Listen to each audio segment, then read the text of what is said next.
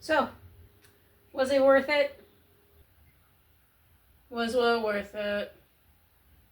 Planning a 2-day trip to New York, getting on a flight for the first time ever, spending the night only to have your flight back canceled and then rescheduled for the Friday where CrowdStrike happens, getting that flight canceled, and eventually needing to take 3 trains and an hour-long walk to get back home. Was it worth it to see Cats live? First of all, it was 4 trains, 5 if you count the subway. And secondly, yes, it was. Of course it was. I don't get why you couldn't have just waited for the next tour. I mean, it would have made a stop here. Tours always do. Well, there was no guarantee there would even be a tour. I thought I went on tour before and you're still mad you missed the last one.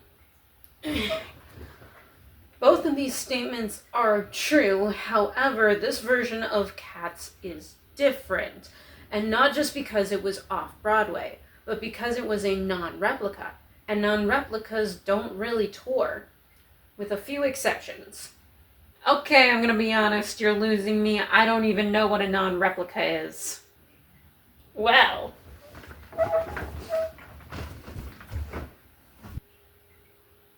Oh no. I've done something.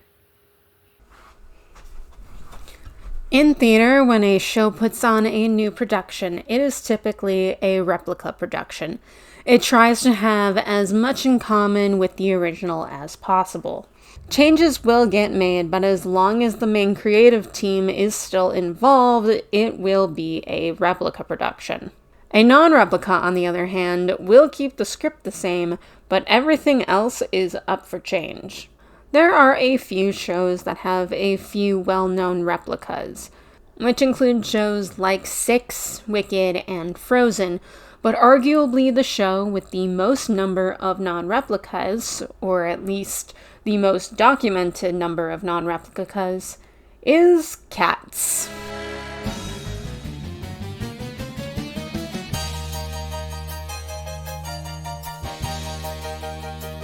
There are so many non-replicas of Cats that the Cats wiki has to have rules to stop people from just adding every single one. Mostly it just requires a cast list, but because some people don't find out about these productions till after they're done and no one put the cast list on the Internet Archive, it can get lost to time. Opera popular! But why Cats? Why does it have so many? Well, the answer is actually quite simple. It is a musical that's lyrics do not reflect what is actually going on stage. Most numbers are an excuse to show off amazing choreography and tell the personality of the characters with it. It also has a very basic plot and a setting that isn't entirely necessary. This makes it very malleable and leaves creators with a lot of fun ways to recreate the show. How close the show sticks to the original theming, staging, and costuming varies. You have shows like Mexico and Warsaw that are pretty much just Cats but with costume and choreography changes. Then you have shows like Kilworth House that change the Cats to cat people who hold the show in a bombed-out World War II underground station. Now, I love a Cats non-replica, and I'm always on the hunt for any information there is out there on any version, as well as always looking for new ones. Sometimes I look up information for a non-replica, and it turns out that the theater is putting on an entirely different and new non-replica. This time is Cirque du Soleil style, guys. I'm so excited. Now, in the entirely hypothetical world where I get my hands on Cats and I'm allowed to make a non-replica, I know exactly what I'm doing. It's either Regency or horror. I was just gonna do gayer Cats, but in 2022, a new non-replica was announced, and this one was quite special.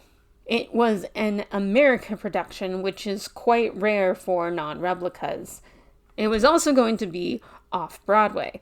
No non-replica Cats production had ever been off-Broadway or off-West End before, which meant it got a lot more attention from general theater goers than what normally happens, which is just 3 different Cats fans screaming about it on Tumblr.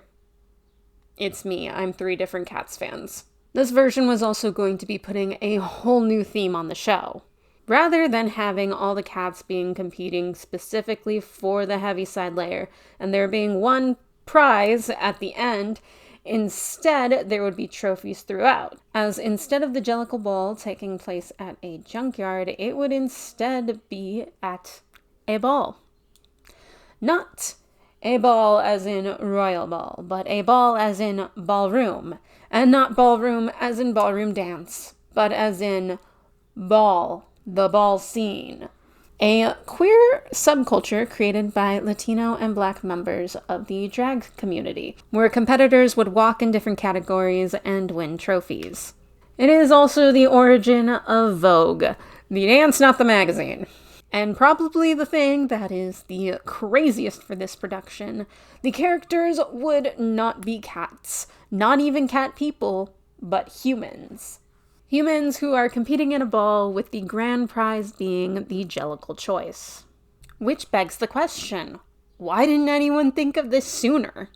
I mean, aside from the fact that ball culture was being developed about 10 feet away from where Cats was, on Broadway, and the fact that Cats is just, in general, kind of gay, the wordplay element is just so obvious.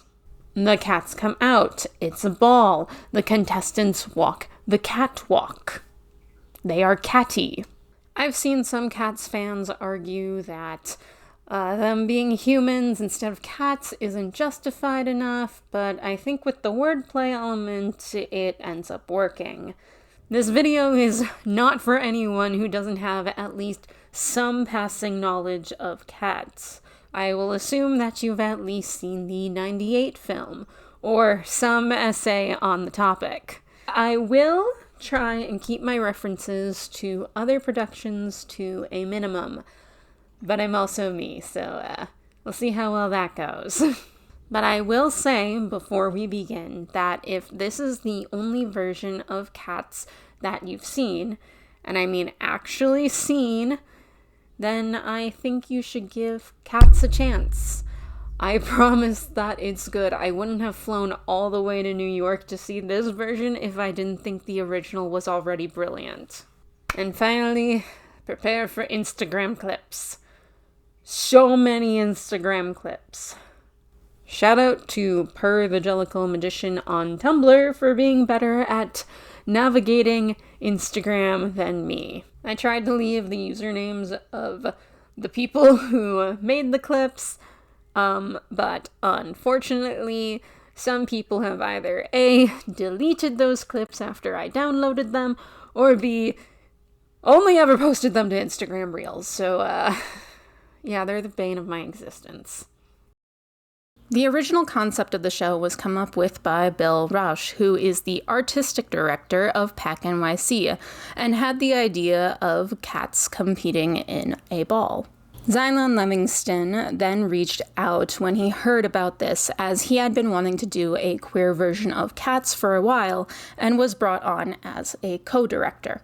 Omari Wiles and Arturo Lyons were then brought on as co-choreographers. Wiles was also a dramaturge and gender consultant on the project alongside Josephine Kearns. Other members of the creative team included Rachel Hawk for set design, Kai Harada for sound design, Queen Jean for costume design, Nikia Mathis for hair and wig design, and Rania Zoni for makeup. Now that we have all our behind-the-scenes creatives, all that's left to do is cast somewhere between 25 and 30 unique cats. So the thing about non-replica Cats productions is that a lot of the time they will actually have more cats than your typical Cats production. They will try and use the names of every single other cat in existence before they start making up their own, but if you see the name Exotica on a cast list, just know you're gonna have a hard time keeping track of everyone. But the Jellicle Ball did something different, and actually cut the cast down to mostly just the song cats and those with scripted roles. with about 6 characters gone that would normally be there. I actually don't mind this in this production because I think it gave the actors more to do and gave this production a lot more focus that it needed. R.I.P. to Tantamile and Corocopat and their genderfuckery affectionate, though. You would have loved the Jellicle Ball. Now, like any production of Cats, this production was hard to cast due to the amount of skills required for each role, with there now being an additional need for the actors to know or learn Vogue. It meant that those auditioning were either those involved in musical theater or those involved in ball. Though some of the people that auditioned were a little confused, as when they heard ballroom, they assumed it meant ballroom dance. It was also harder for some of the musical theater actors to learn Vogue and ball, and actually needed twice as many rehearsals than those who were in ball learning musical theater. The official original cast, sorry if I mispronounce anyone's name, would then consist of Denny Joseph Jr. as Munkastrap, Xavier Reyes as Jenny Anydots, Sidney James Harcourt as Rum Tum Tugger, Chastity Temptress Moore as Grisabella, Nora Schnell as Bustopher Jones, Cats alumni Jonathan Burke as Mungo Jerry, Teva Huesca as Rumpelteazer, Andre DeShields as Old Deuteronomy, Teddy Wilson Jr. as Syllabub, Junior LaBeija as Gus the Theater Cat, Shireen Pimpernel as Jelly Lorem, Emma Sophia as Cassandra and Skimbleshanks, Antoine Hopper as McCavity, Bibi Nicole Simpson as Demeter, Garnett Williams as Bombalurina, Robert Silk Mason as Mr. Mistopheles, Baby Byrne as Victoria, Primo as Tumble Brutus, Kendall Grayson Stroud as Electra, and DJ Chaos as the DJ. Swings and understudies were Tara LaShawn Clinkscales, Bryce Ferris, Pumzil Sojola, Shelby Griswold, Dominique Lee, and Frank Viveros. For its final extension from August 22nd to September 8th, there were some cast changes. Shireen, Antoine, Shelby, Dominique, and Frank left the show. The role of Jelly Lorem was then taken over by Jenny Millay, who actually originated the role in the workshop, and Roger Covington would take over the role of McCavity. New swings would include Ivy Mulger, Zachary A. Myers, Kai B. White, and Yovan Ashan. Now all that's left is for me to book a flight to see it.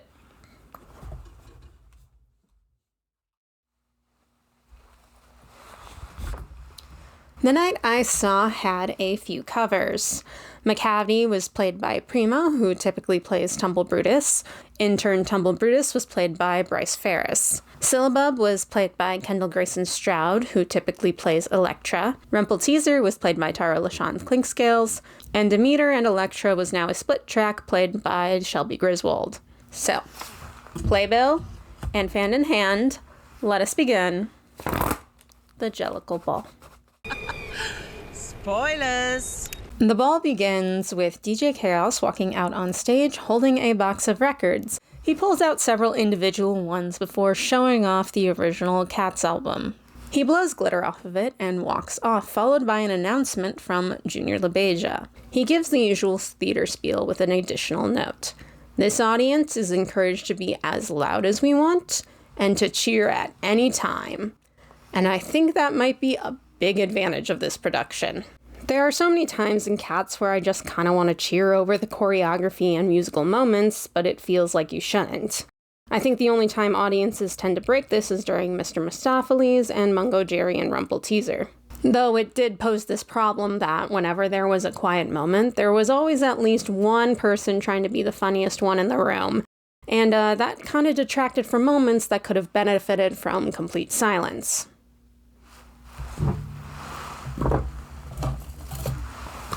What's this mirror doing here? The overture then begins, and the eyes from the Cats poster are projected onto the windows on the back wall. A shadow of one of the actors then also appears.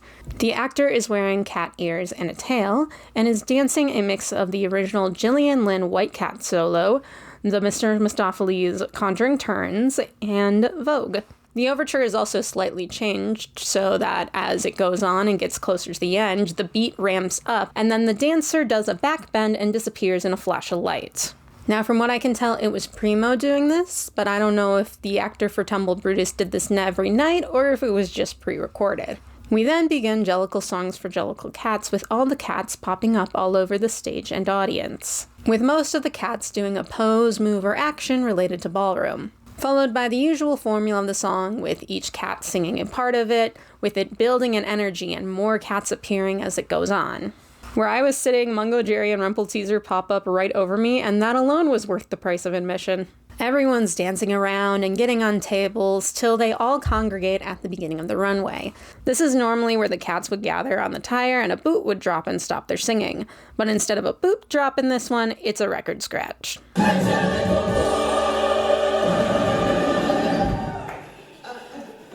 Once it picks up and then slows down again, this is where the cats would run forward to the start of the stage. Instead, here's that viral clip.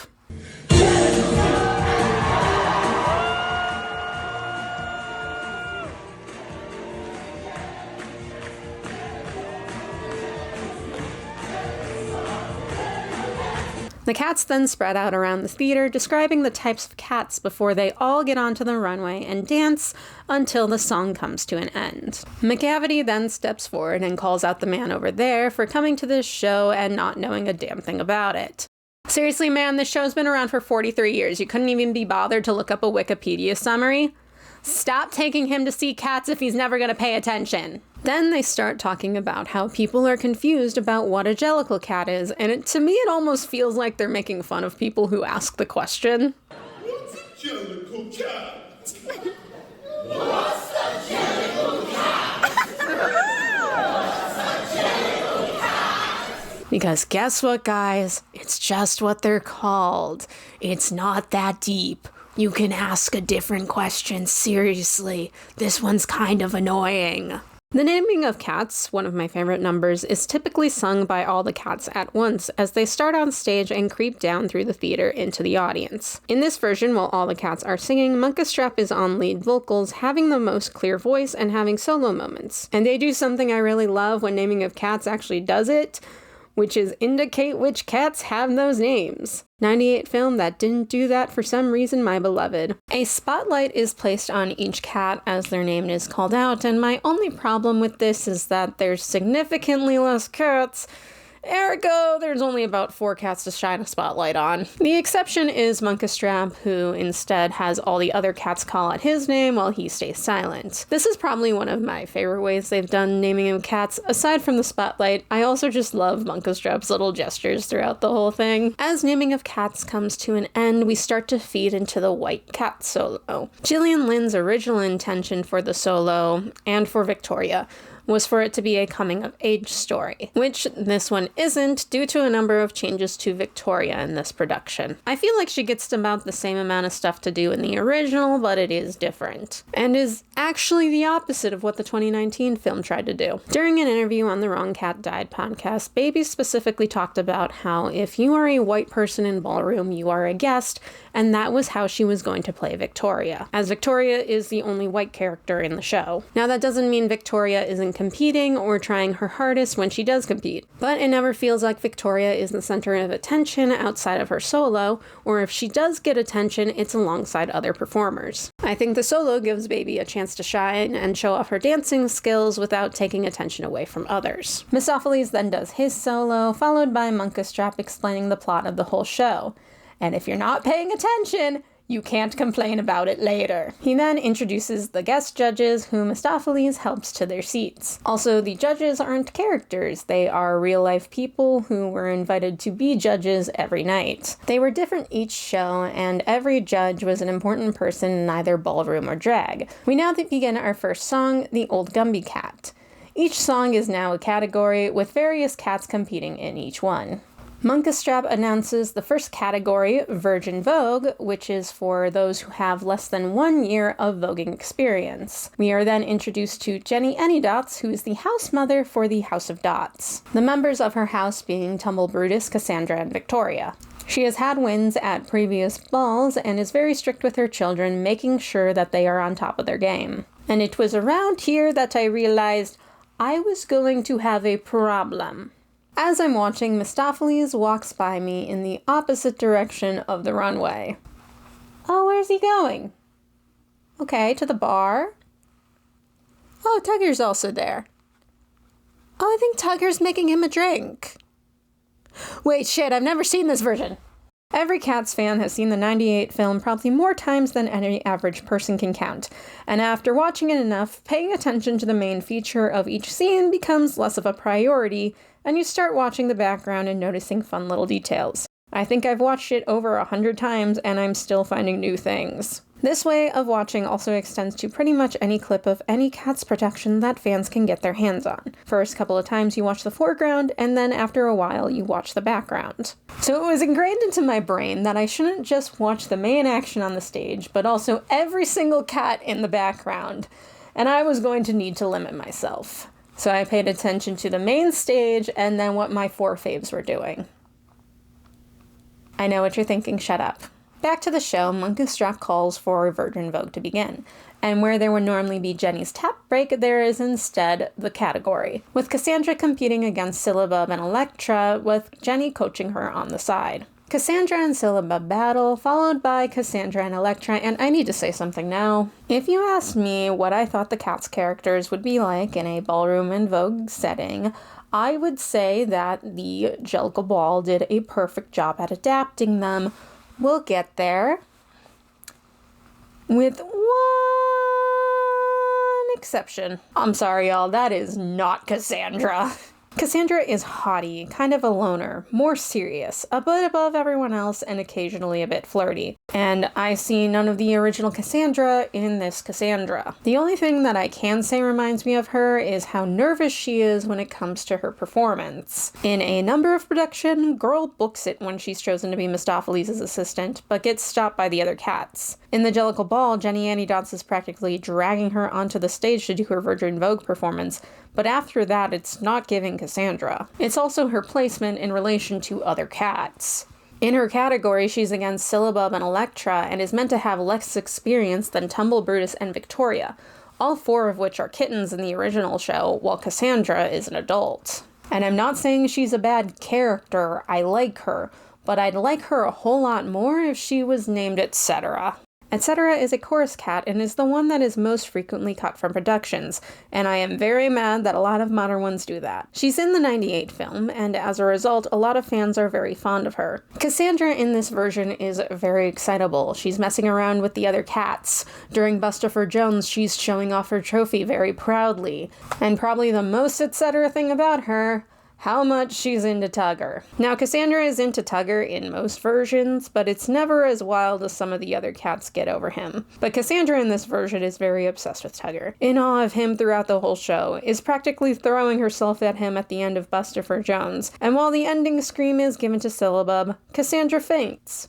Like Etc. And I want you to listen to the way Emma sings some of Cassandra's lines. Jellicle cats have cheerful faces. Now listen to the way Joan Bingham sings Etceteras. Keen to be seen when you're smelling a rat. They match much more than she does with most Cassandras. And I was listening to Emma's Wrong Cat Died interview, and it seems that naming her Cassandra was a bit of a last-minute decision. In our version, Skimbleshanks needs to be late to the ball. They were like, we need you in the first act, so just be Cassandra. And I was like, okay. And it was just kind of like a problem solver. By the way, if I mention that an actor said something, assume it was on the Wrong Cat Died podcast. Cats interviews are few and far between, and most of them happen there. The day I start a Cats podcast, I become everyone's problem. I'm so sorry that I went off on this. I just could not move on until I got it out. There was literally a blockage in my brain. So there's that. I promise not to go on too long of a rant when it comes to the changes of the characters for the rest of the show. I promise. So Cassandra ends up winning, which is in turn a win for the House of Dots. Jenny thanks the audience, and she and Cassandra leave the stage as Munkustrap announces the next category, and we get to my boy, the Rum Tum Tugger. The category is realness, which can be described as how well do you pass in cisgender heterosexual society.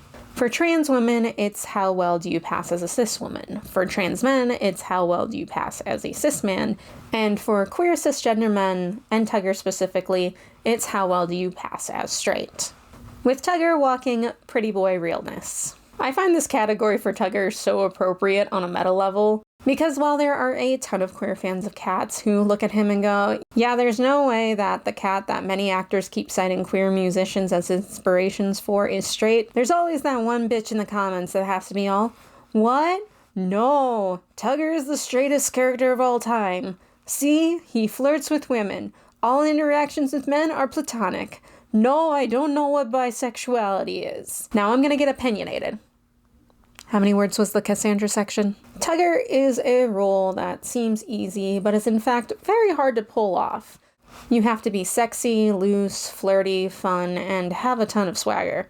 And while most Tuggers get this part right, it's the other half of his character where things tend to go wrong. Because Tugger does have a side to him that's very genuine and respectful, and I've seen Tuggers forego this entirely.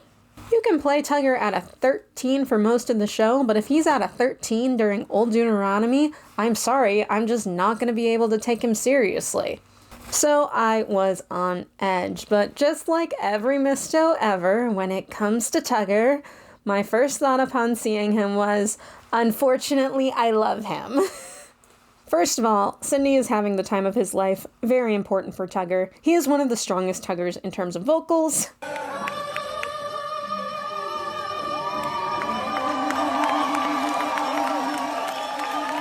He's a great dancer. My only complaint is that there are no hip thrusts during his number. He knows when to dial back and keep it low-key, and he was flirting so much, specifically with everyone at the table next to me. And he didn't make it his whole character. I actually love him so much, I would love to see Cindy in a replica production. Give this man the wig and the makeup, and while you're at it, add him to my top 10 Tuggers list. No. Top 5. To the actual song, I love it. Everyone is just falling over him when he arrives, and he gives all the lady cats a little flirt. He also gives one to Misto. Yeah, I know what the people want. He first goes up against Tumble Brutus, who walks schoolboy realness, with Tugger quickly winning. And then they make a change to this song that I have been obsessed with since I saw it, and I need the question as to why they'd made this change answered, please.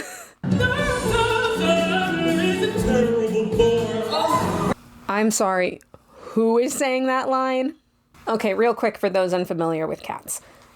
The terrible bore line is typically said by either Mungostrap Alonso or Mistopheles, with most productions just doing Mistopheles because the 98 film version did that, blah, blah, blah, blah, blah, blah, blah.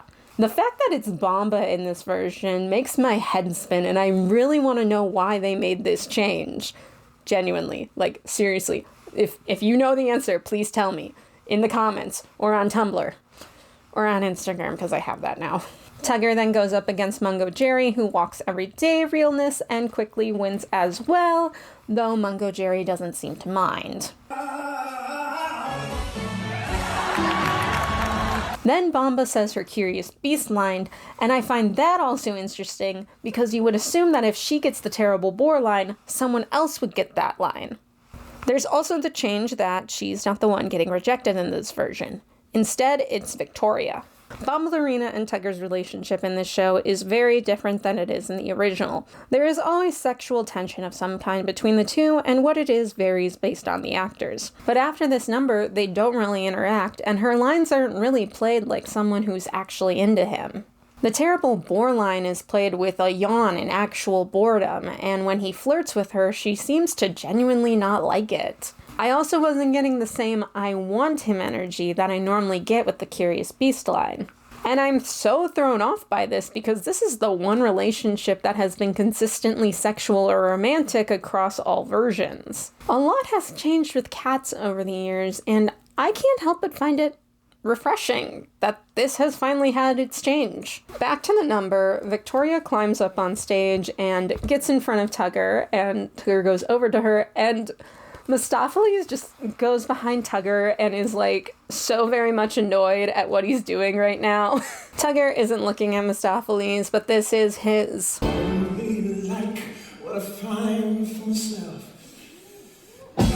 Damn, Tugger, maybe if you turned around, you might find something you like. Something you found yourself. Misto chills once Tugger rejects Victoria, and Macavity walks out for thug realness. Demeter supports Macavity from the side, as she is a member of his house, and can I just thank this production for understanding the assignment and not having Demeter be into Tugger? Like, personal headcanons aside, it is just a known fact about Demeter that she would not be into Tugger. She doesn't participate in his number. She's not into a vain cat like him. It pisses me off when certain productions just have her throw herself at Tugger anyways, like in the Broadway revival or the 2019 film. So thank you for understanding her character and not doing that. I've been holding this fan the whole time, and I'm really grateful for that. It's keeping me focused. Like, I should probably use a fidget when I film things from now on. Tugger and Macavity then dance battle, and Tugger wins realness. He then goes up onto the judges' table and literally breaks his trophy to use it as a microphone and does his little ending where everyone freaks out over him. And I have to go back to the flirting, because I already pointed out that he was flirting with everyone at the table next to me, but most of his flirting was with the audience. The only time he flirts with the other cats is during realness. When he's walking other categories or just watching a performance, he's not flirting with anyone. Meaning that flirting is just part of the act, which is why he flirts with the audience the rest of the time, and no one else. Yes, when I say cats, this does also include Mistopheles, but why would they need to flirt? They're already in love. Then Grisabella appears, and I don't know if it was just me, but you could really feel the energy in the room shift. Like, I don't know if they, pumped the temperature down a few degrees, but it's such a change. You can feel how much the rest of the cats don't want her to be there. And you feel so bad because in this version, Grisabella is a homeless trans woman who used to be part of the ballroom scene. She pulls out a trophy trying to be welcomed back, but it's just not working. If your seats are on the floor, you're close enough to the actors to hear them speak sometimes and make little comments throughout the show. I was near Demeter and Bombalurina the whole time. Thank God for that seat. So when Grisabella showed up, I heard Bombalurina say, "I can't do this right now," followed by Demeter being like, "It's okay," but Bombalurina just runs off. And Demeter is watching her, clearly upset for Bomba and so concerned. All I'm saying is that before I went, everyone talked about every single Tugophiles moment in this production, and not a single one of you motherfuckers mentioned the Demolarina of it all. Anyways, Grisabella tries to participate, and Demeter gets up on the stage with Syllabub singing Grisabella the Glamour Cat, explaining who she is to her. Bombalurina then comes out and sings her part, and there are a number of changes to Bombalurina in this production, but having her be the one who's more upset about Grisabella versus Demeter, who is normally the one that's more upset, is a change I love. I've listened to a number of interviews from people who have played Grisabella and Bombalurina for a bunch of productions, and a lot of the time they make it out like Grisabella and Bombalurina were once incredibly close. I can just never really get that from any version, though, especially because Demeter is typically the one who is way more affected by Grisabella showing up. Here, Demeter is about as upset as the rest of the cats, while Bombalurina is the one who is more hurt. This in turn switches up their dynamic and makes Demeter the more protective of the two. And guys, it's so important that you know this. Really important. Incredibly important. The most important thing about this whole show. During Grisabella the Glamour Cat, when Demeter and Bomba start to duet, they get real close, and they hold hands. Demeter and Bomba hold hands. I love them so much, I'm about to cry. I mean, look at them. They're holding hands. They're clearly in love and married, and I have various thoughts about why they should kiss. I am so good at keeping focus and staying on topic, guys. I'm so good at it. Alright, y'all. So it was around this point that my lighting decided to get fucked. So that happened. But the thing is, I did not realize that my lighting was fucked until I had already filmed for about 8 hours. So I had to go back the following week and refilm everything after this point. It was so great. It was so fun. The thing is, I think I overcorrected on the lighting, so if I look a little washed out, that's why. I tried, guys. I tried so hard. It's just all the footage where I have blue hair, so hopefully it doesn't look too awful. Grisabella then leaves, and Jenny, Jelly, and Bomba go to get a drink at the bar. They then quickly need to pull out cash because Bustopher Jones arrives, and they're the owner of the bar that the Jellicle Ball is taking place at. Big change from the original.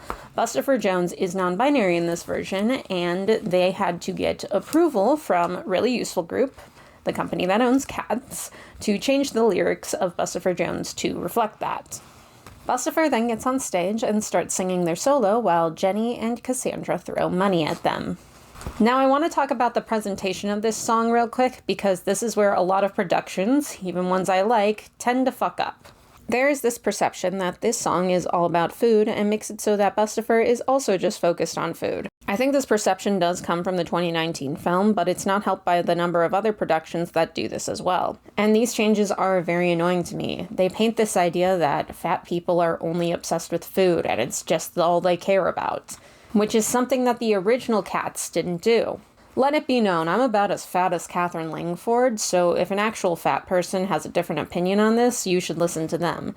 But I think the original, or at the very least the 98 film, is very respectful to Bustopher. The cats actively like him. They're in awe of him. Jenny finds him hot, and his entire existence isn't boiled down to food. There's a lot of respect from other cats, and he's very formal with many of them. So to see a production after such a very long time actually treat Bustopher with respect is a very big win. Bustopher then pulls their top open, and we begin the next category, body. Body is basically how good looking is your body and what are you doing to show it off. The other contestants then come out, with Tugger competing under muscular body, which, let's face it, he was always going to walk body, Demeter walking for women's body, Bustopher for luscious body, and Mr. Mistopheles for either femme queen body or model body. It depended on the night. I don't know why. Demeter and Bustopher go up against each other first, and I don't remember what Bomba was doing the night I saw, but I have clips of her being very, "that's my wife" when it comes to Demeter during this category. Oh, they're probably sisters. Yeah, scissor sisters. Sorry, I have to be petty about headcanons now, because I have to be neutral about them in the next video I make. Demeter is then eliminated, and Bustopher steps back so that Tugger and Mistopheles can go up against each other. Mistopheles is eliminated, and it's just Tugger and Bustopher. Tugger was already shirtless at this point, but he then strips down to nothing but a leopard-printed jockstrap. And if I had a nickel for every production where Tugger strips down to nothing but his underwear, I'd have 2 nickels, which isn't a lot, but it's 100% in character that it's happened twice. Bustopher then removes their pants to reveal red underwear and UK spats, and they win body. And Bustopher is around for the rest of the show. Bustopher is normally only there for one number due to him being dual cast to play Gus the Theater Cat, with them playing a chorus cat named Asparagus between those 2 roles. But Gus the Theater Cat is played by a separate actor in this one, so first of all, you don't need that chorus cat identity, and also there's no reason for Bustopher to leave, especially because in this version they own the bar. Fun fact, all 3 of these cats were played by separate actors in the 98 film, and they still didn't keep Bustopher around the whole time. There is then the sound of police sirens, and Demeter realizes that McCavity has done something. His hand then appears through the back curtain and drops off bags of clothes. Demeter and Bomba start going through it, but have to take their stuff and go when Mungo Jerry and Rumpelsteazer tried to steal it. The 2 then begin going through the audience and stealing stuff as Munka Strap calls for the next category, Tag Team Performance. Mungo Jerry and Rumpelsteazer are perfect. First of all, their category, what else are you going to do? Secondly, their outfits. Thirdly, they're from Victoria Grove, New Jersey, and have New Jersey accents. Every time I watch an American production and the two just have a standard Midwest accent, it doesn't sound right. But this... What's in my...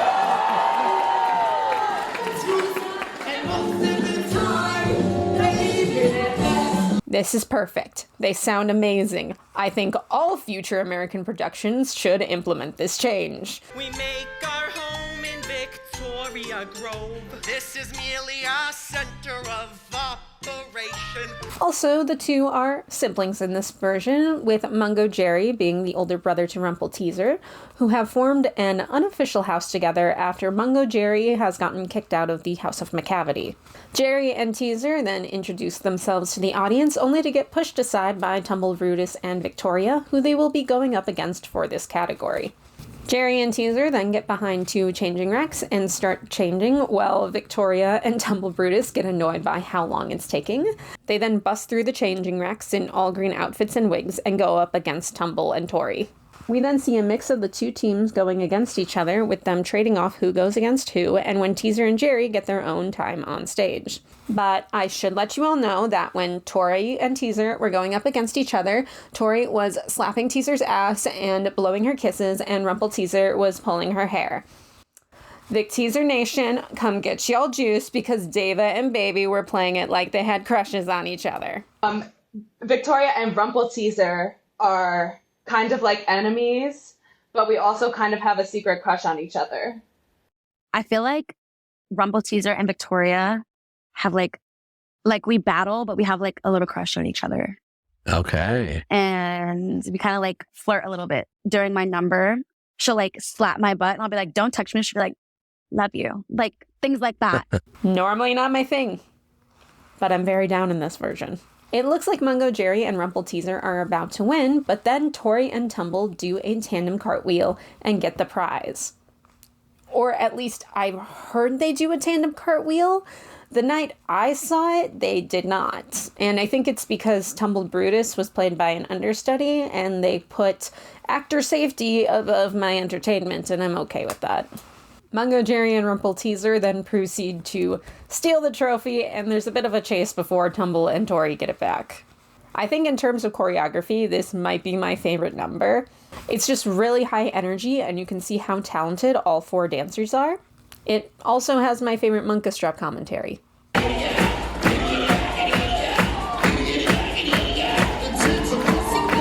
Also, I think that Jonathan might be my favorite Mungo Jerry.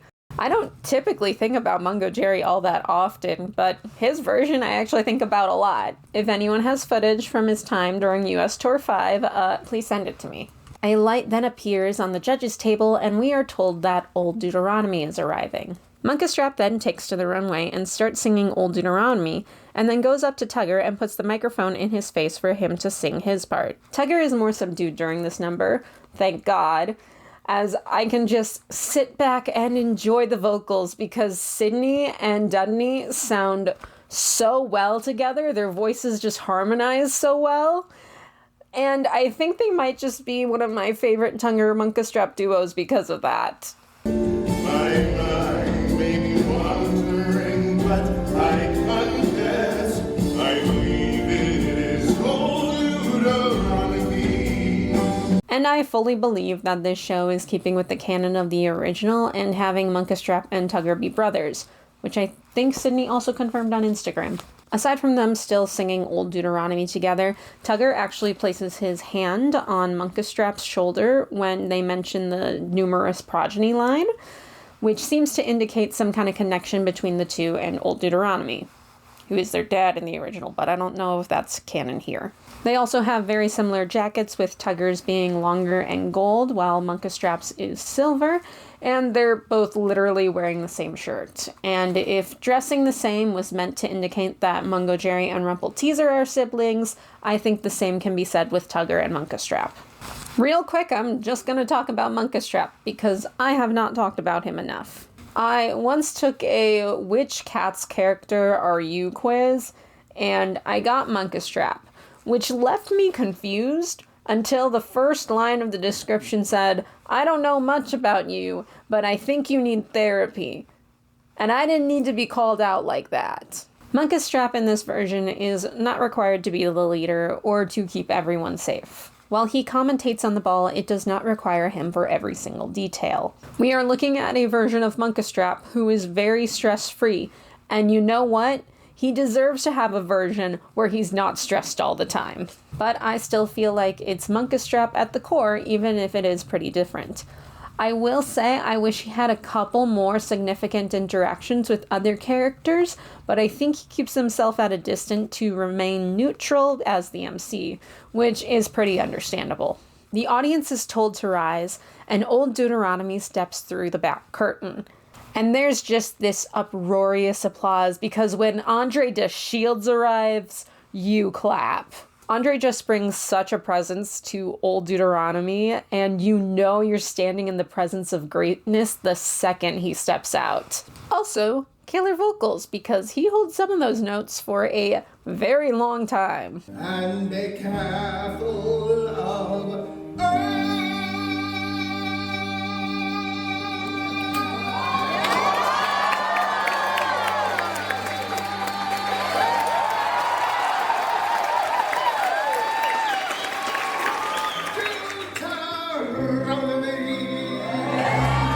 There is a change with Old Deuteronomy, but I think it makes sense for this version. Typically, Old Deuteronomy is more of a father or grandfather figure to the Jellicles, and while it's still there in this version, it's just a little more distant. The original would also just occasionally have cats cuddle up to Old Deuteronomy, and yeah, they're humans, they're not going to do that here. But that also means a little less of that warm, comforting vibe you normally get. But it's not entirely gone because he still gets to mentor Syllabub and show a lot of empathy to her and Grisabella. And I think these changes make sense because Old Deuteronomy is a judge not just for the Heaviside layer, but for every single category. So he does need to have some distance between himself and the contestants. Old Deuteronomy then takes his place at the judges' table, and the cats rejoice when Macavity bursts in and falls onto the stage, holding several bags of clothing and half a mannequin. Demeter calls him out on his bullshit, and she and Bamba tried to hide the stuff when Old Deuteronomy calls Macavity over. Macavity claps his fan at Old Deuteronomy,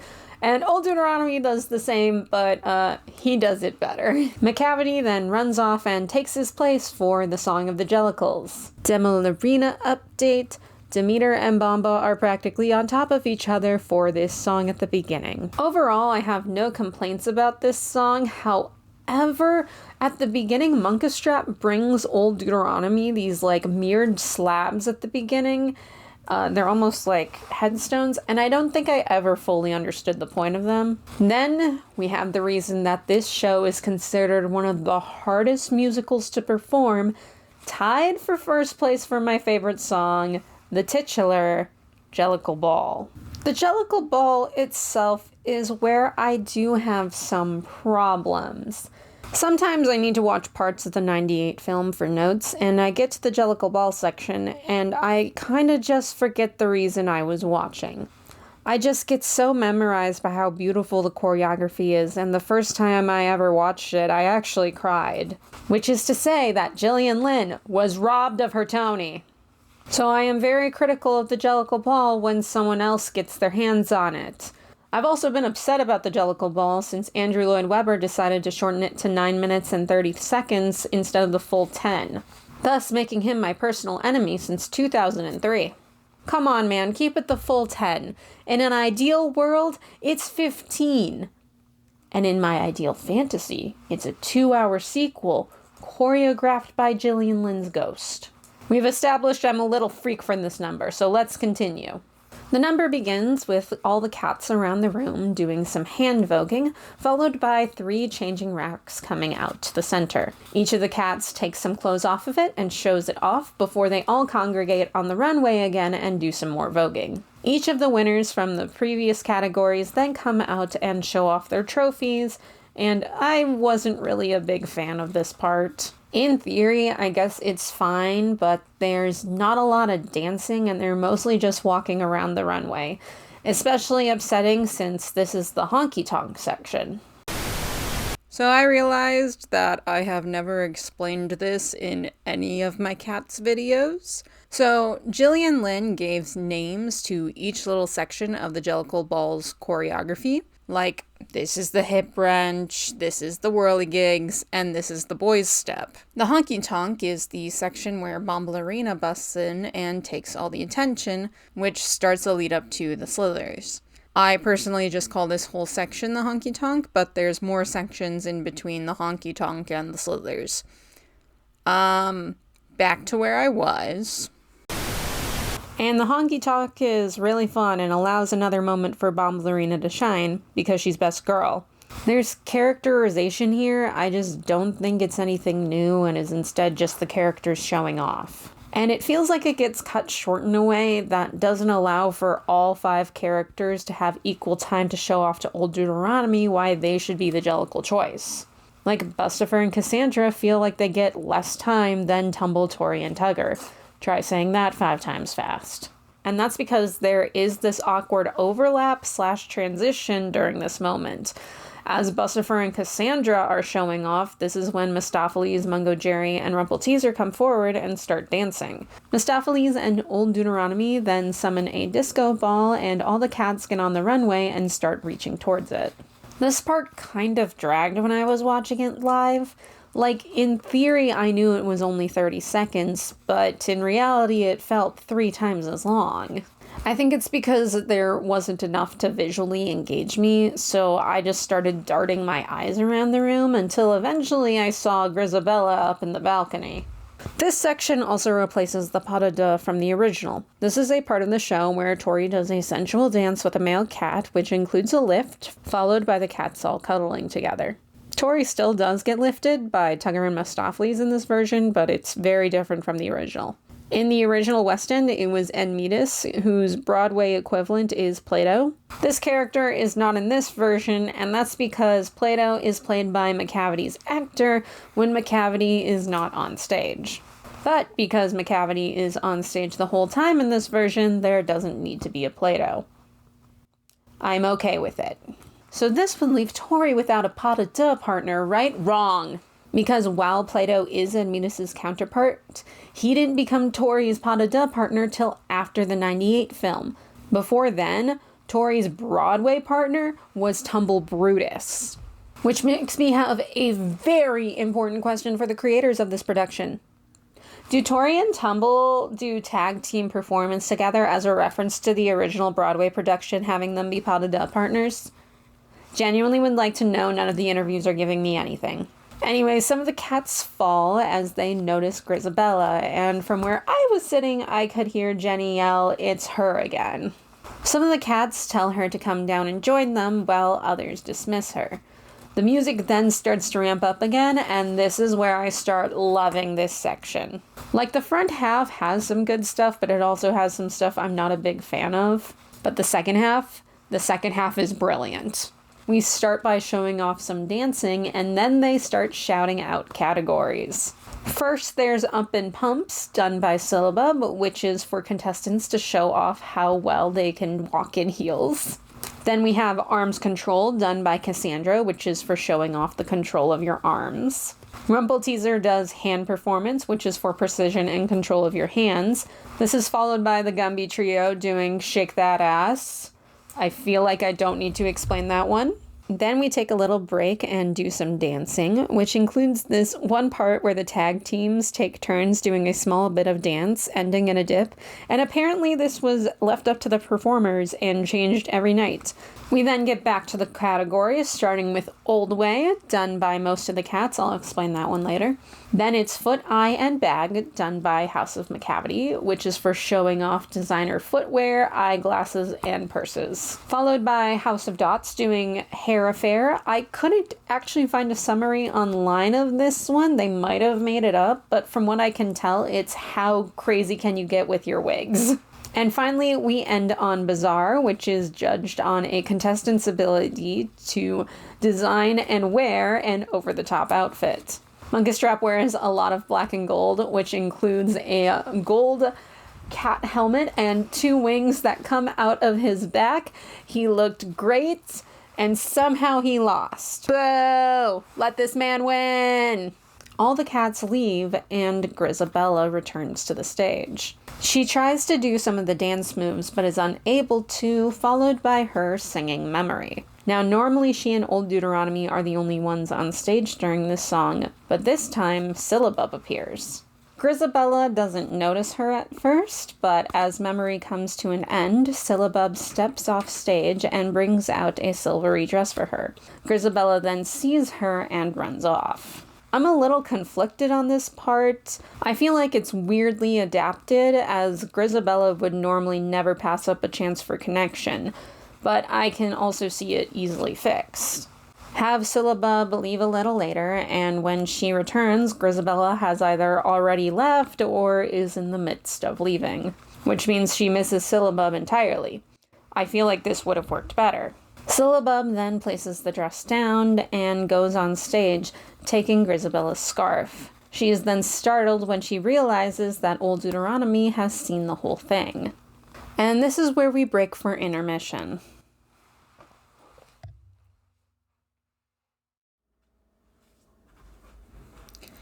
Intermissions aren't just for plays and musicals, they're also something all the cool video essays have nowadays. Is this a video essay, or am I just talking for a really long time? Who knows at this point?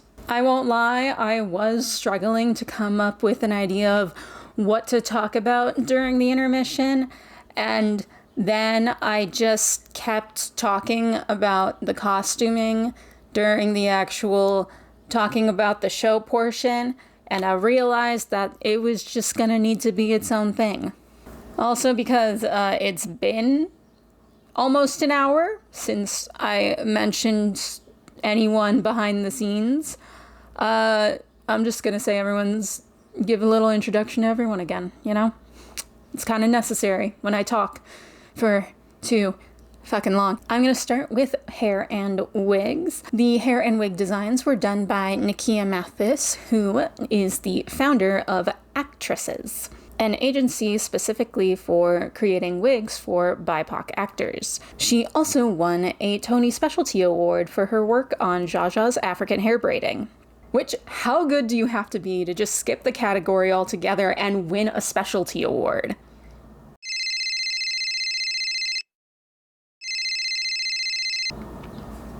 Hello? Oh. I see. Thank you for this information. I've been informed that the Tonys doesn't do hair and makeup awards.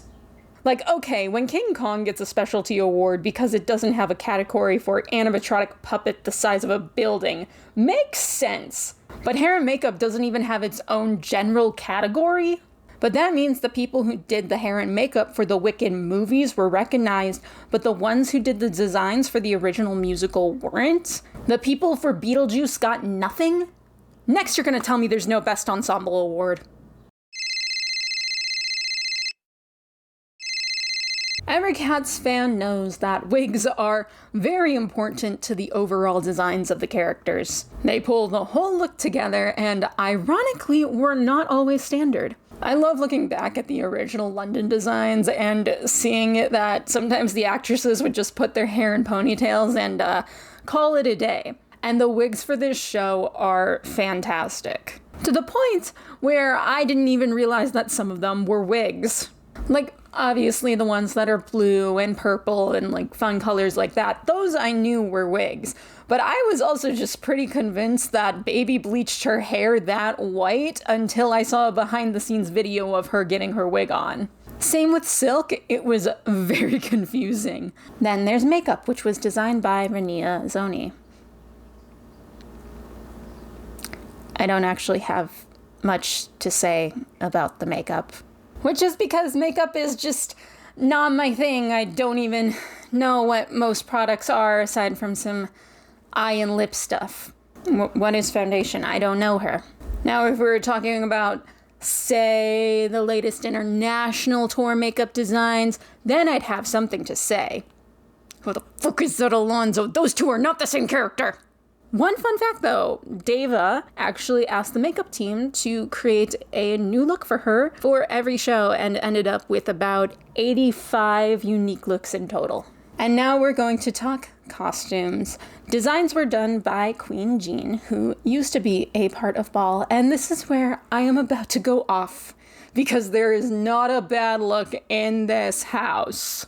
Everybody looks so good. And even if I don't love every look, I at least like them. Some of you may be aware of this if you saw the show or follow some of the actors on Instagram, but many of the covers actually had different outfits for the characters than the main actors. Some were pretty similar from what I can tell, but others were pretty different. When Garnet covers Bustopher Jones, their second act outfit wasn't just the suit, but instead this combo with the British flag corset. So was her corset during Body. Then there was Tara as a cover. Her Rumpelteazer main outfit and Old Way look are pretty similar, with some slight changes to the Old Way look to instead be a skirt and full shirt combo. But the tag team looks were changed from the usual lime green costumes to these full body sparkly suits. I cannot find a picture. Don't know why. I know they exist because I actually was there a night Tara was covering Rumpelteazer, so I know they were there. I've seen them. Just not online. Then when she covers Bomba, her main outfit is pretty different. It's entirely gold. And her labels outfit is just Demeter's, but in yellow. Primo as Macavity was pretty similar, and when he covers Mistopheles, from what I can tell, they keep the outfits the same. But I think he also had a general cover outfit, which the only photo I can actually find of the one I saw for when he was Macavity is this one, and Silk is wearing the outfit instead. Shelby's were pretty much the same for Demeter, except for her labels outfit, where she pretty much just had Bombas, but in green. So the covers just basically switch the outfits. Now, I did say that I like all the looks and I thought they were really well designed. However, I was talking with a friend who also saw the show, and she and I both found that we had the same problems with,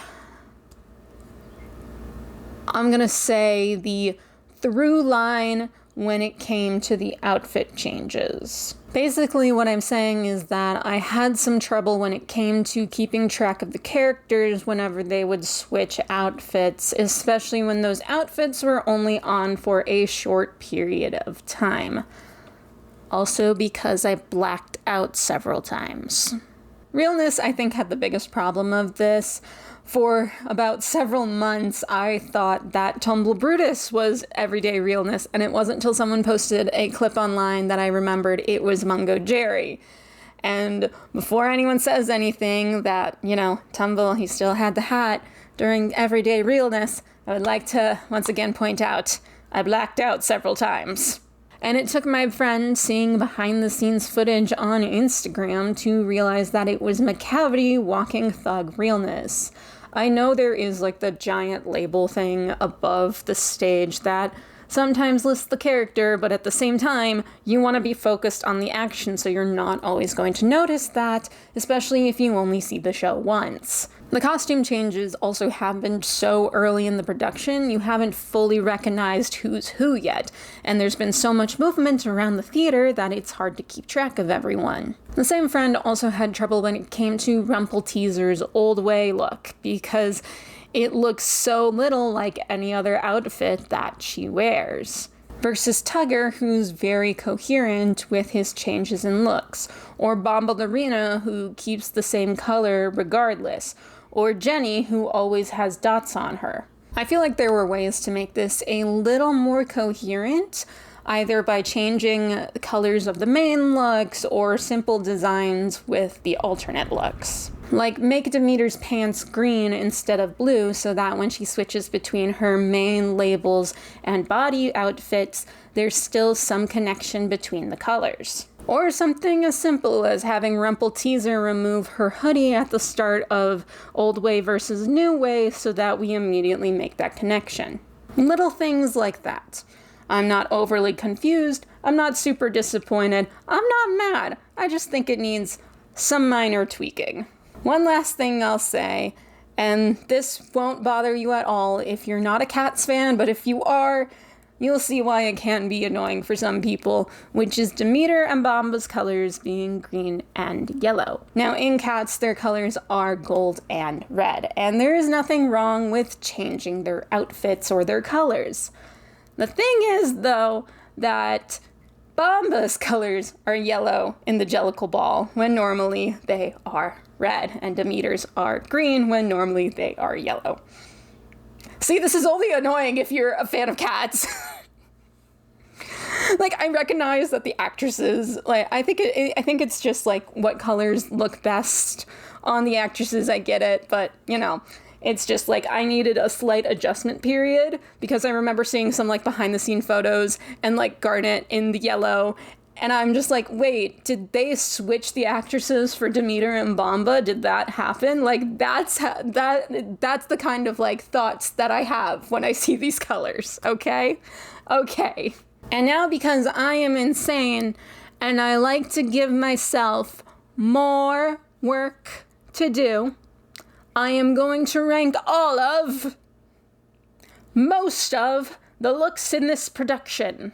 This is not necessarily in order of my favorite. It is in order of how well I think the design comes together and how much I think the cats would wear this if they were actual humans. I'm also not going to touch the understudies looks, the quick change looks for the Jellicle ball section, or the outfits that some of the actors only wear during the curtain call. I'm also going to rush through this till we get to the top 10. Let's go!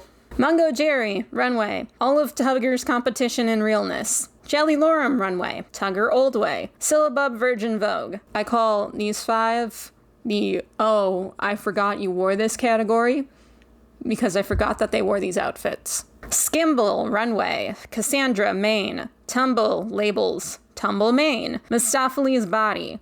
Bombalurina, main. Tumble and Tori tag team. Tori labels. Bustafer Jones suit. Macavity labels. Grisabella, main. Mistopheles, main. Victoria, main. Tugger body. Mistopheles new way. Bombalurina labels. Demeter labels. Demeter main act 2. Macavity main. Bustafer Jones body. Grisabella silver. Gus.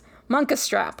Old Deuteronomy Act 1. Jenny Annie Dots labels. Old Deuteronomy Act 2. Rumple Teaser Old Way. Mungo Jerry and Rumple Teaser tag team. Alright, we're in the top 10, people. Number 10, Elektra. Elektra has so little time on stage, and yet one of the most iconic looks in this whole show. I do know that during the last extension, they gave her a blonde wig, but I wasn't a big fan of that. I do prefer the original look without it. Number 9, Syllabub. Syllabub is the most pure of heart character in this whole show, and this outfit really reflects that. The overalls are very cute. The orange looks really good on her. The camera is a cute little detail, and the flower crowns bring out the overall sweetness of the character. Number 8, Demeter's main in Act 1. Look, is there technically very little difference between her Act 1 outfit and her Act 2 outfit? Yes, but I like this top more. I don't know how to describe it. It's like a halter top mixed with a crop top. That, in combination with the leopard print pants and the pink boots, it really just ties it all together. Overall, just a solid look. Number 7, Demeter body. I am a simple lesbian.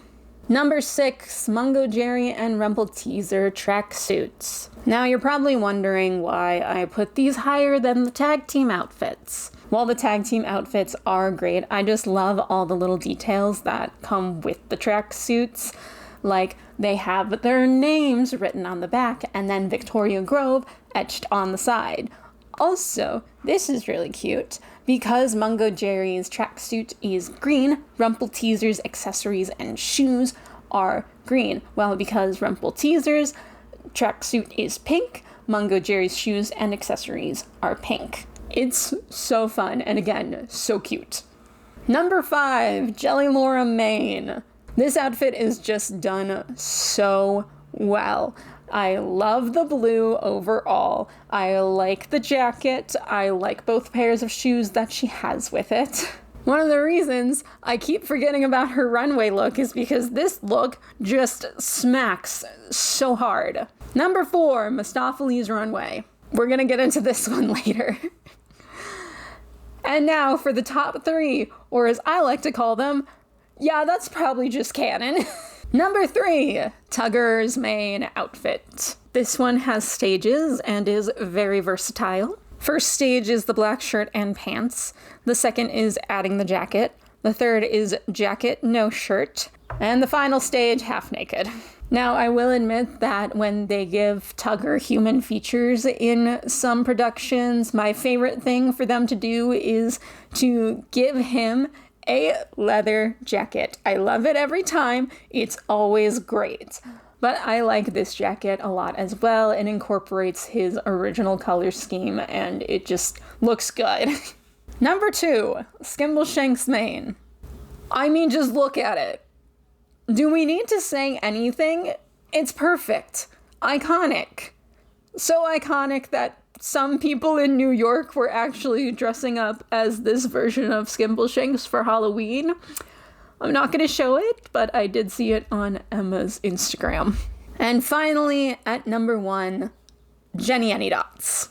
Now, I kind of skipped over Jenny because I got distracted by other things, but also because she's kind of just perfect in this show. And the look. I fully believe that this is how Jenny would look as a human. The 1950s housewife inspiration, the literal dots all over her outfit, the wig. I don't know what this hairstyle is called, but it's very Jenny. Her coat is literally tiger stripes and leopard spots, and overall the whole thing is just pulled together really well. We don't mess with perfection, and this is perfect. Now that I've finished annoying the people I'm sitting by, time for Act 2. At the start of Act 2, Syllabub sits at the edge of the stage, holding the scarf that Grisabella left behind, when old Deuteronomy, in a snazzy new outfit, appears and startles her. This is basically what happened at the end of Act 1, but with some staging changes. He then begins to sing Moments of Happiness as Syllabub comes up to him and hands him Grisabella's scarf. He takes Grisabella's scarf and puts it around Syllabub's neck, and she sings Moonlight as all of the other cats start to come out. As both of these songs were happening, a projection screen was placed at the back of the stage, and on it, pictures from balls of the past were projected. Wow, how did I say that sentence? Once they finished singing, the images changed to a list of house mothers who played a part in creating Ball, ending on Grisabella as the mother of the House of Glamour. This is then followed by footage of Chastity during her actual time in Ballroom. Question to anyone who saw it on a night where there was an understudy, did they change the footage or did they still keep it Chastity? Also, if you're not at the very least on the verge of tears at this point, I'm sorry that you're dead inside. God, this light is so fucking bright. Before we begin our next category, we have a Tugophiles update. The two come out during Moonlight, arm in arm, and hold hands as they go to sit down. Like all Cats fans, this version decides to ignore the line, Rum Tum Tugger doesn't care for a cuddle, in favor of having him and Mistopheles cuddle for the first part of Gus the Theater Cat. As the projection comes down, we now begin our next category, Opulence for Gus the Theater Cat. From what I can tell, and correct me if I'm wrong, from the bottom of my heart, correct me if I'm wrong, this is not a real category, but is instead a reference to a line that Junior LaBeija said in Paris is Burning. I am of the firm belief that whenever you can, you should have a legend play Gus. The 98 film had John Mills, a legendary film and stage actor, and the 2019 film had Ian McKellen, who I don't need to explain. So to have a ballroom legend in Junior LaBeija play the part is perfect. When they were creating the show early on, Junior would actually tell the actors coming in the history of ballroom, and it helped them understand the culture a lot better. As usual, when Gus comes out, he is accompanied by Jelly Lorem, who, in case you couldn't tell, has my favorite look in this whole production. I just love when Cats uses, unnatural colors, and I especially love it when they use blue, so I was always gonna love her look. Gus and Jelly Lorem as characters are very well done. Throughout the number, Gus is actually either mimicking Jelly Lorem's movements or mouthing along to the words she's saying. This version really emphasizes that he was a performer, and it differentiates itself from a lot of other Gus's who sometimes just kind of sit there when Jelly sings. Typically, to show that Gus was a performer, they would have another number here.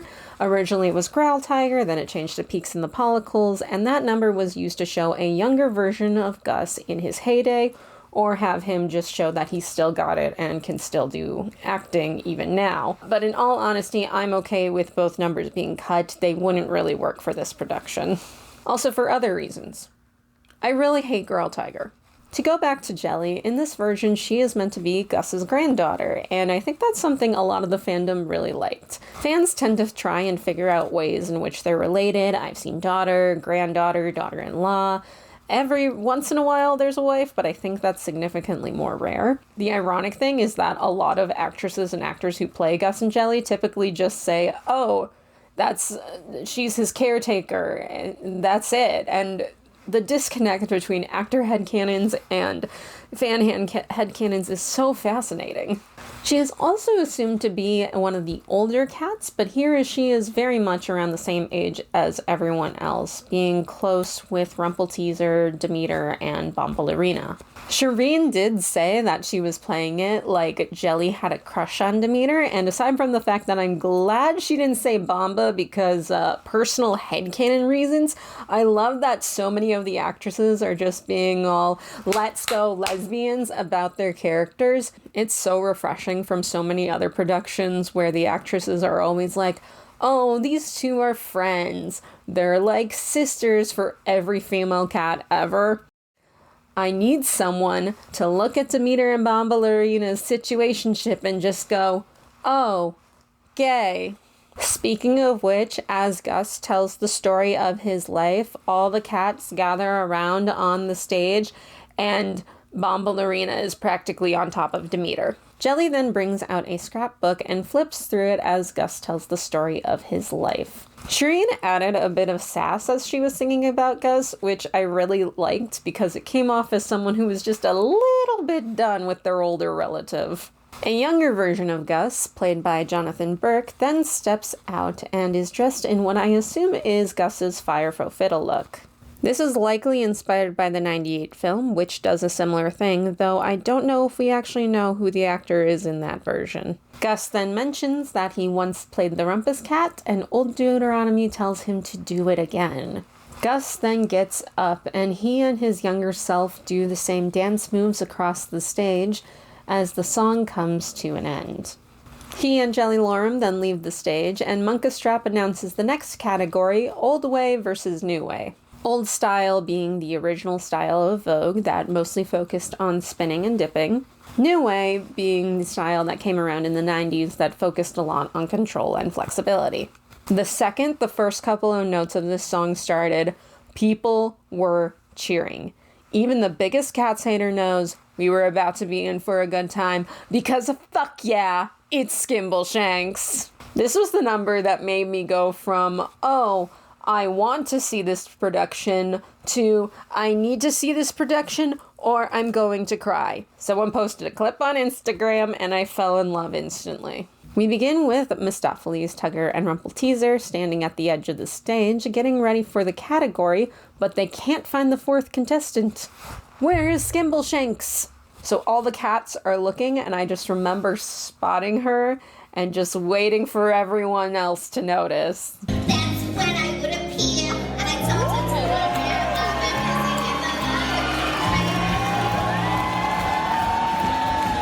Oh, they understood the assignment because she is serving. In case you were unaware, Skimbleshanks is male in the original, but making her a sexy MTA lady might be the single greatest thing you could have done for the character. Oh man, shouldn't you be complaining about changes from the original Cats? No, this is the single greatest thing they've ever done. Don't change it ever. Mistopheles and Skimbleshanks then battle as they are both competing for New Way, with Skimbleshanks winning, though this does have one of my favorite Mistopheles moments in this whole production. God, I miss being flexible. I say that like I was ever able to do that.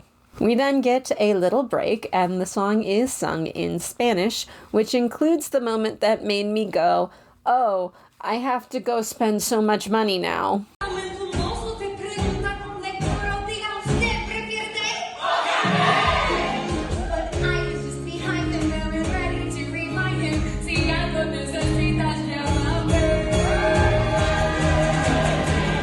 Teaser and Tugger then go up against each other for Old Way, with Teaser winning. It's then Skimbleshanks versus Rumpleteazer, and Rumpleteazer wins. The two then hug and do a little dance together as the song comes to an end. Now I know what you're thinking. Why does Skimble lose? Well, I think Skimble was always going to lose in this version. In the original, there is a point where all the cats during this number build a train car out of trash and it falls apart. The moment where the train would normally fall apart is where Rumpleteazer ends up winning, thus making them equivalent disasters for the versions of the characters. Honestly, my question was, why is it Rumpleteazer that specifically wins? And then I realized that it might be an actor thing. Of all the actors in this show, 4 are still currently involved in Ball: Primo, Baby, Silk, and Deva. Primo and Baby play Tumble and Tori, who win tag team performance. Silk plays Mustapha, who, spoiler alert, is going to win his category. And Deva plays Rumpleteazer. This would have left Deva as the only person currently in Ball without a trophy. Ergo, you give the trophy to Rumpleteazer for Skimbleshanks, and Deva also wins. This is just a theory, I have no confirmation on this. Also, Tori was supporting Teaser during Old Way versus New Way, and was very happy when she won, and I have no more Vic Teaser updates, I'm sorry guys. So aside from winning Cuntiest Number Award, I am now debating whether or not Emma is my favorite Skimbleshanks. The challenge is determining whether or not I love Stephen McRae more because he caused a good number to exist in the worst production of Cats ever, and also should be qualified as legally insane for that. Or do I love Emma more because this entire production is good, but when I think about her number specifically, my brain lights up like a Christmas tree before I set it on fire. Decisions. Monkastrap then announces the next category. Labels, which is for showing off high brand clothing and their authenticity. The lights then go out, and we see Demeter is the one to have pulled the plug. And now we need to address the elephant in the room. So we're going to talk about sexual assault real quick. Timestamp for where that ends. Because of the way they adapted Macavity, this leads to Demeter being adapted very differently as well. Macavity is not a villain in this version, which means he didn't kidnap and assault Demeter. And as a result, I feel like we're seeing a Demeter without the trauma. She's more open, she bites back, and she's a lot more confident. But this version of Demeter might still have that trauma, which I bring up because victims of sexual assault are not always paranoid and in shock the way Demeter is in the original musical. Unfortunately, there have been a number of people in my life who have been sexually assaulted, and it's not all breakdowns. A lot of them do seem perfectly fine until something reminds them of it. I will say that if this version of Demeter did go through that, Macavity probably wouldn't have been the cause. I don't think they would have the relationship that they do in this version if that were the case. She never seems scared of him, and instead always seems just more done with his bullshit. And now we have to awkwardly get back to my recap. We then see Macavity run behind the windows and pause to drop a bag of clothes behind a dressing slide that's on the runway. Demeter then pops up holding bags with high-end labels on them and freaks out a little. And this production does something the 2019 film wishes it could do. Turn Macavity into a hype song and actually make me like it. Probably because it didn't turn Demeter into an extra and cut Bombalurina from most of the production because she was played by someone who only does feminist things when it suits her capitalist agenda. Demeter then goes to change as Bombalurina enters for her verse. Now, I had a great seat. It wasn't one of the ones that was basically on the stage, but it was pretty close. And it probably was for the best that I didn't get that seat because sitting that close to the actors would have stressed me out.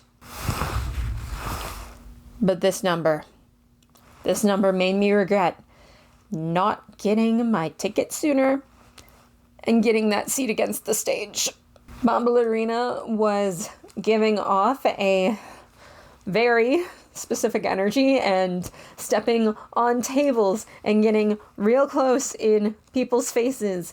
And yeah, I was feeling it for sure, but you know, you look at the faces of the people who were in the front row and that they were experiencing something that I would have liked to experience. It should have been me, not him! It's not fair! And now we're going to talk about Bombalurina for reasons other than I want her to make out with her wife. I wanted more of her. Now, Bomba's my favorite, so that was always going to be a given. But I feel like she and Demeter both got a little short-staffed when it came to having a presence in this production, especially when it came to the categories. As while most of the cats did walk at least 2 categories, and they all got a chance to play during the Jellicle Ball, it felt like Bombalurina got less than anyone else, only walking labels for a main category. She still does get to sing all 4 of her songs, but here's where we have a problem as a result of the adaptation.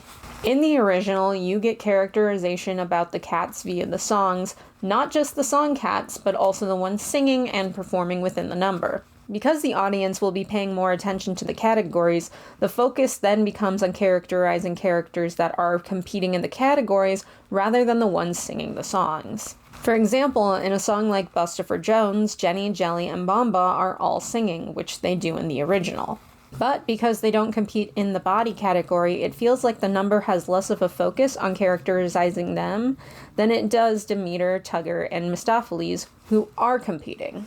So even though Bombalurina is still a singer for 4 songs, it feels like her characterization only comes from 2 of them. She also doesn't have the same featured moments that she would have had in the original Jellicle Ball sequence, with her being backup even in the categories that she's competing in. Like I said, Demeter suffers from a similar problem, but she has so much personality during the McCavity scares that it almost makes up for it, and she does compete in a category. And the reason I'm so hung up on this is because she still feels like Bomba. Some of it is a little muted because she does get less focused though. Except for the Bombalurina of it all. That's perfect. But because of there being less focus, I tend to think about her and her whole deal a lot less than I would a replica Bomba. Like, this is how much backstory I've come up for this version of Bomba. And this is how much backstory I've come up with for replica Bombas. It's enough that you could make your own musical. After I regret not getting the onstage seats, Demeter comes out dressed all in green. They describe McCavity's crimes, and the whole time you can see his silhouette behind the dressing rack. At the time Labels is called, though, McCavity disappears, and House of Dots walks out, dressed to the nines, and looking fine. Technically not important, but when Demeter lists Mungo Jerry as an agent of McCavity, he pops up so offended. I found it very funny. Demeter and Bomba then get back up on the runway as House of Dots walks off and McCavity steps out.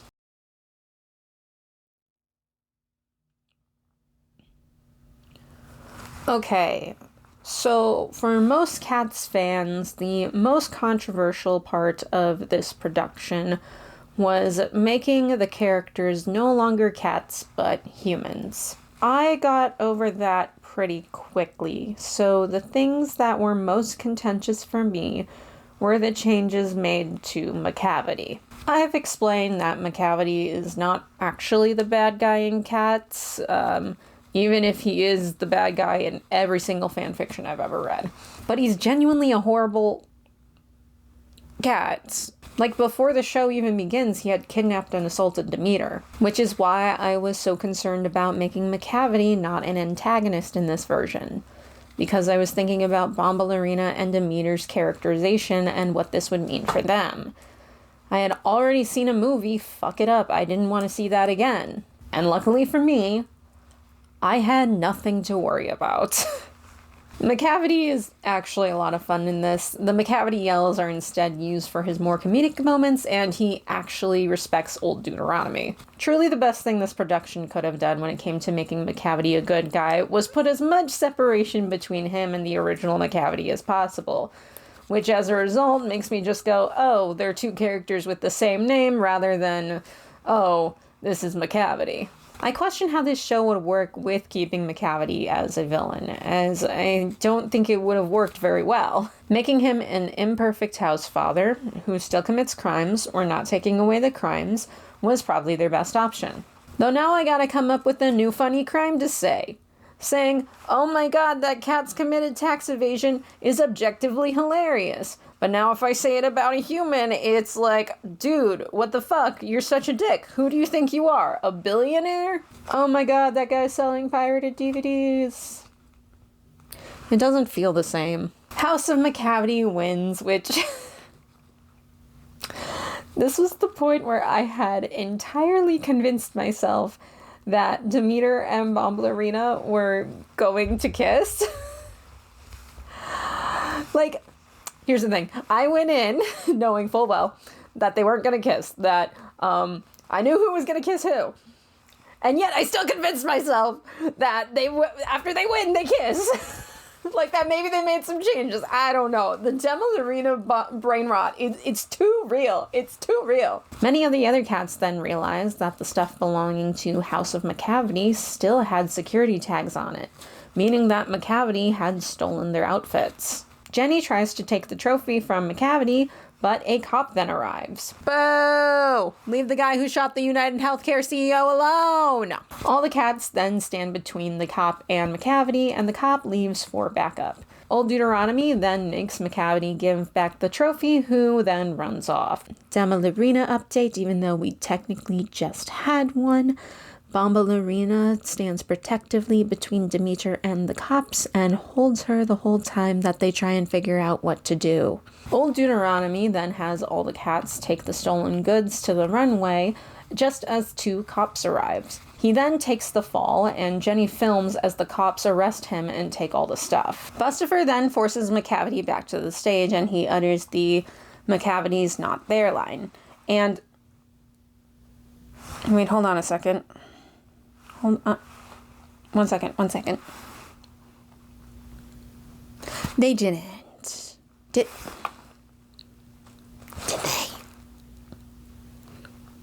they? Did they? Oh my god, they did. Oh my god. Okay. So, typically, in the show, Old Deuteronomy would have been kidnapped before the Macavity number, by Macavity, obviously, and then after the Macavity number, Macavity returns in order to kidnap Demeter.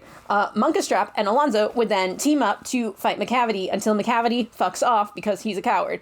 And then after this point, all the lights go out because Macavity did the thing, and there's just one spotlight on the stage, and Demeter and Munkastrap would then cuddle in that spotlight, and that was used to indicate that the two are a couple a lot of the time. Okay. We got that? Macavity fight doesn't happen. We don't get that spotlight moment. Demeter and Munkastrap not a couple in this version, which wouldn't make any sense for two reasons. One, they're both gay. Two, they don't interact at all. Okay. Why do I bring this up? Because we are officially 3 for 3 on what is basically the closest you can get to canon textual couples in cats not being a thing. Tugger and Bomba? Not into each other. Tori never gets her partner dance, so we don't even know who she would even be into. Demeter and Munkastrap? Do not snuggle. The heterosexuality is defeated! Woo! I don't think that showed up on camera. The cats are all devastated over Old Deuteronomy. This is clearly a very sad moment. However, I was grinning like an idiot the whole time because I knew what song was next. Tugger then suggests they call on Mr. Mistopheles, but all the cats scoff at that. Tugger then goes around to all the cats trying to convince them, but it doesn't seem to be working. And creating eccentric confusions?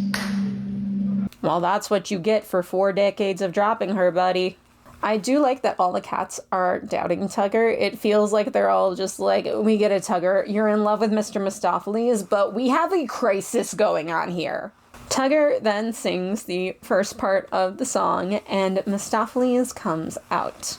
Now, I'm going to say something that I don't think is a very popular take in the Cats fandom, but I have never been really all that impressed with most non-replica Mistopheles designs. They're all just some variation on Tuxedo Cat, or they blend into the background with all the other cats.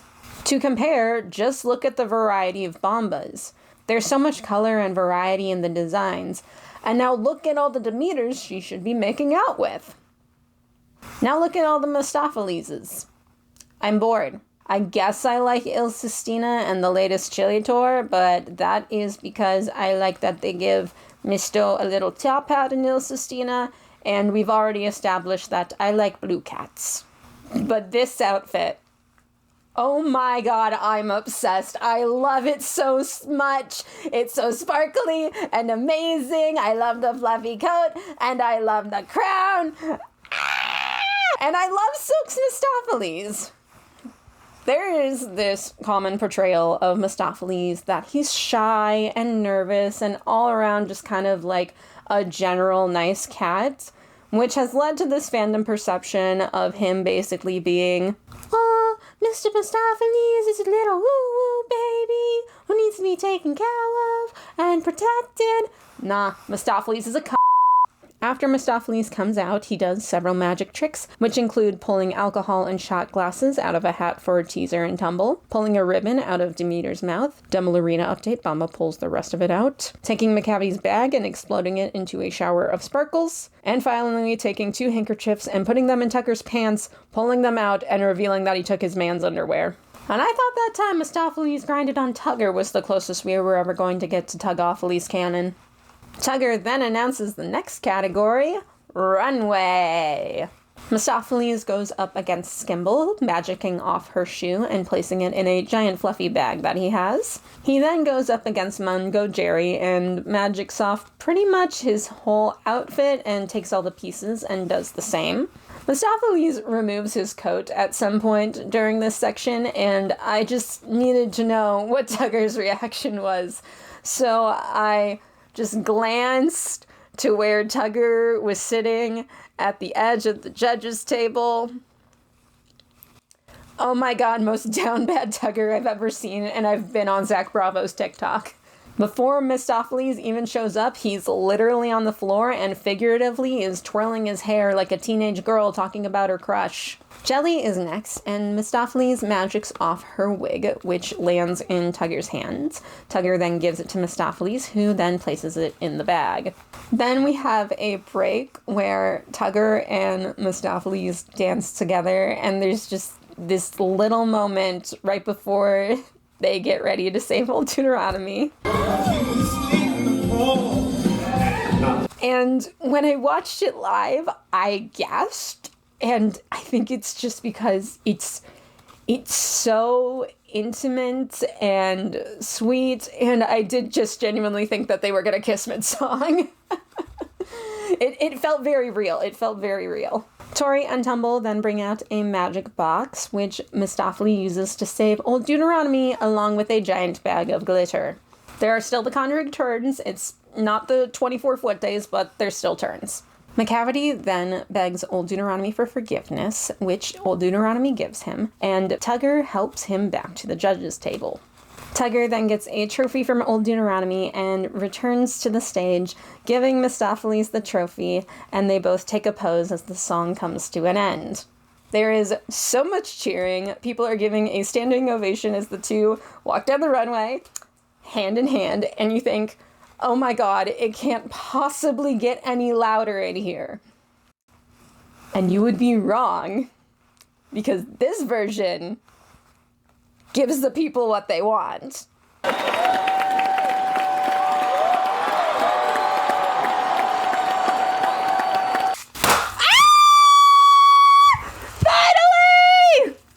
Is this real? Are we sure this is real? Because I was there and I'm not entirely sure. So, for those who are very unaware of anything involving the Cats fandom, Tugger and Mistopheles are the ship, the number one ship in this fandom, with a number of actors actually supporting the ship over the years.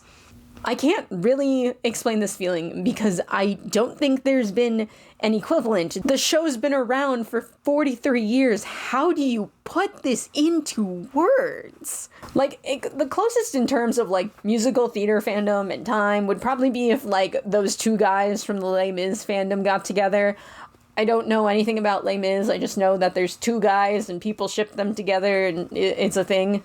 Real quick, I'm going to talk about how this was developed for the show, and most of this is according to Sydney. So Mistopheles and Tugger being a couple didn't come about as an idea until they were in the staging and rehearsal process. At first, Silk and Sydney were given notes on where the two should be placed, how they should be together, until eventually they were like, just do whatever you want. Make your own thing. But it wasn't until they were in previews and Sydney did something. I don't know what that something was because this interview was happening very early on in production and they did not want to spoil it. But he did something and the director was like, okay, now kiss Mistopheles at the end of the song. And don't tell anyone in the cast. So no one in the cast knew, and when they kissed, they lost their freaking minds. And from what I can tell, this wasn't the people behind the scenes going, oh, people ship Tugger and Mistopheles, let's put them together. It seemed to be that they just genuinely thought they should be a couple, which means that someone on the team was like, oh, look at them, they should kiss. Regardless of what anyone else thinks, and I really like that. Also, this is my favorite number. It was really hard to choose, but I just love it. I love the costuming, I love that it's an actual magic show, I love the energy, I love Sydney's vocals, I love the way that Tugger and Mistopheles dance together, and obviously, yes, I love that they kiss.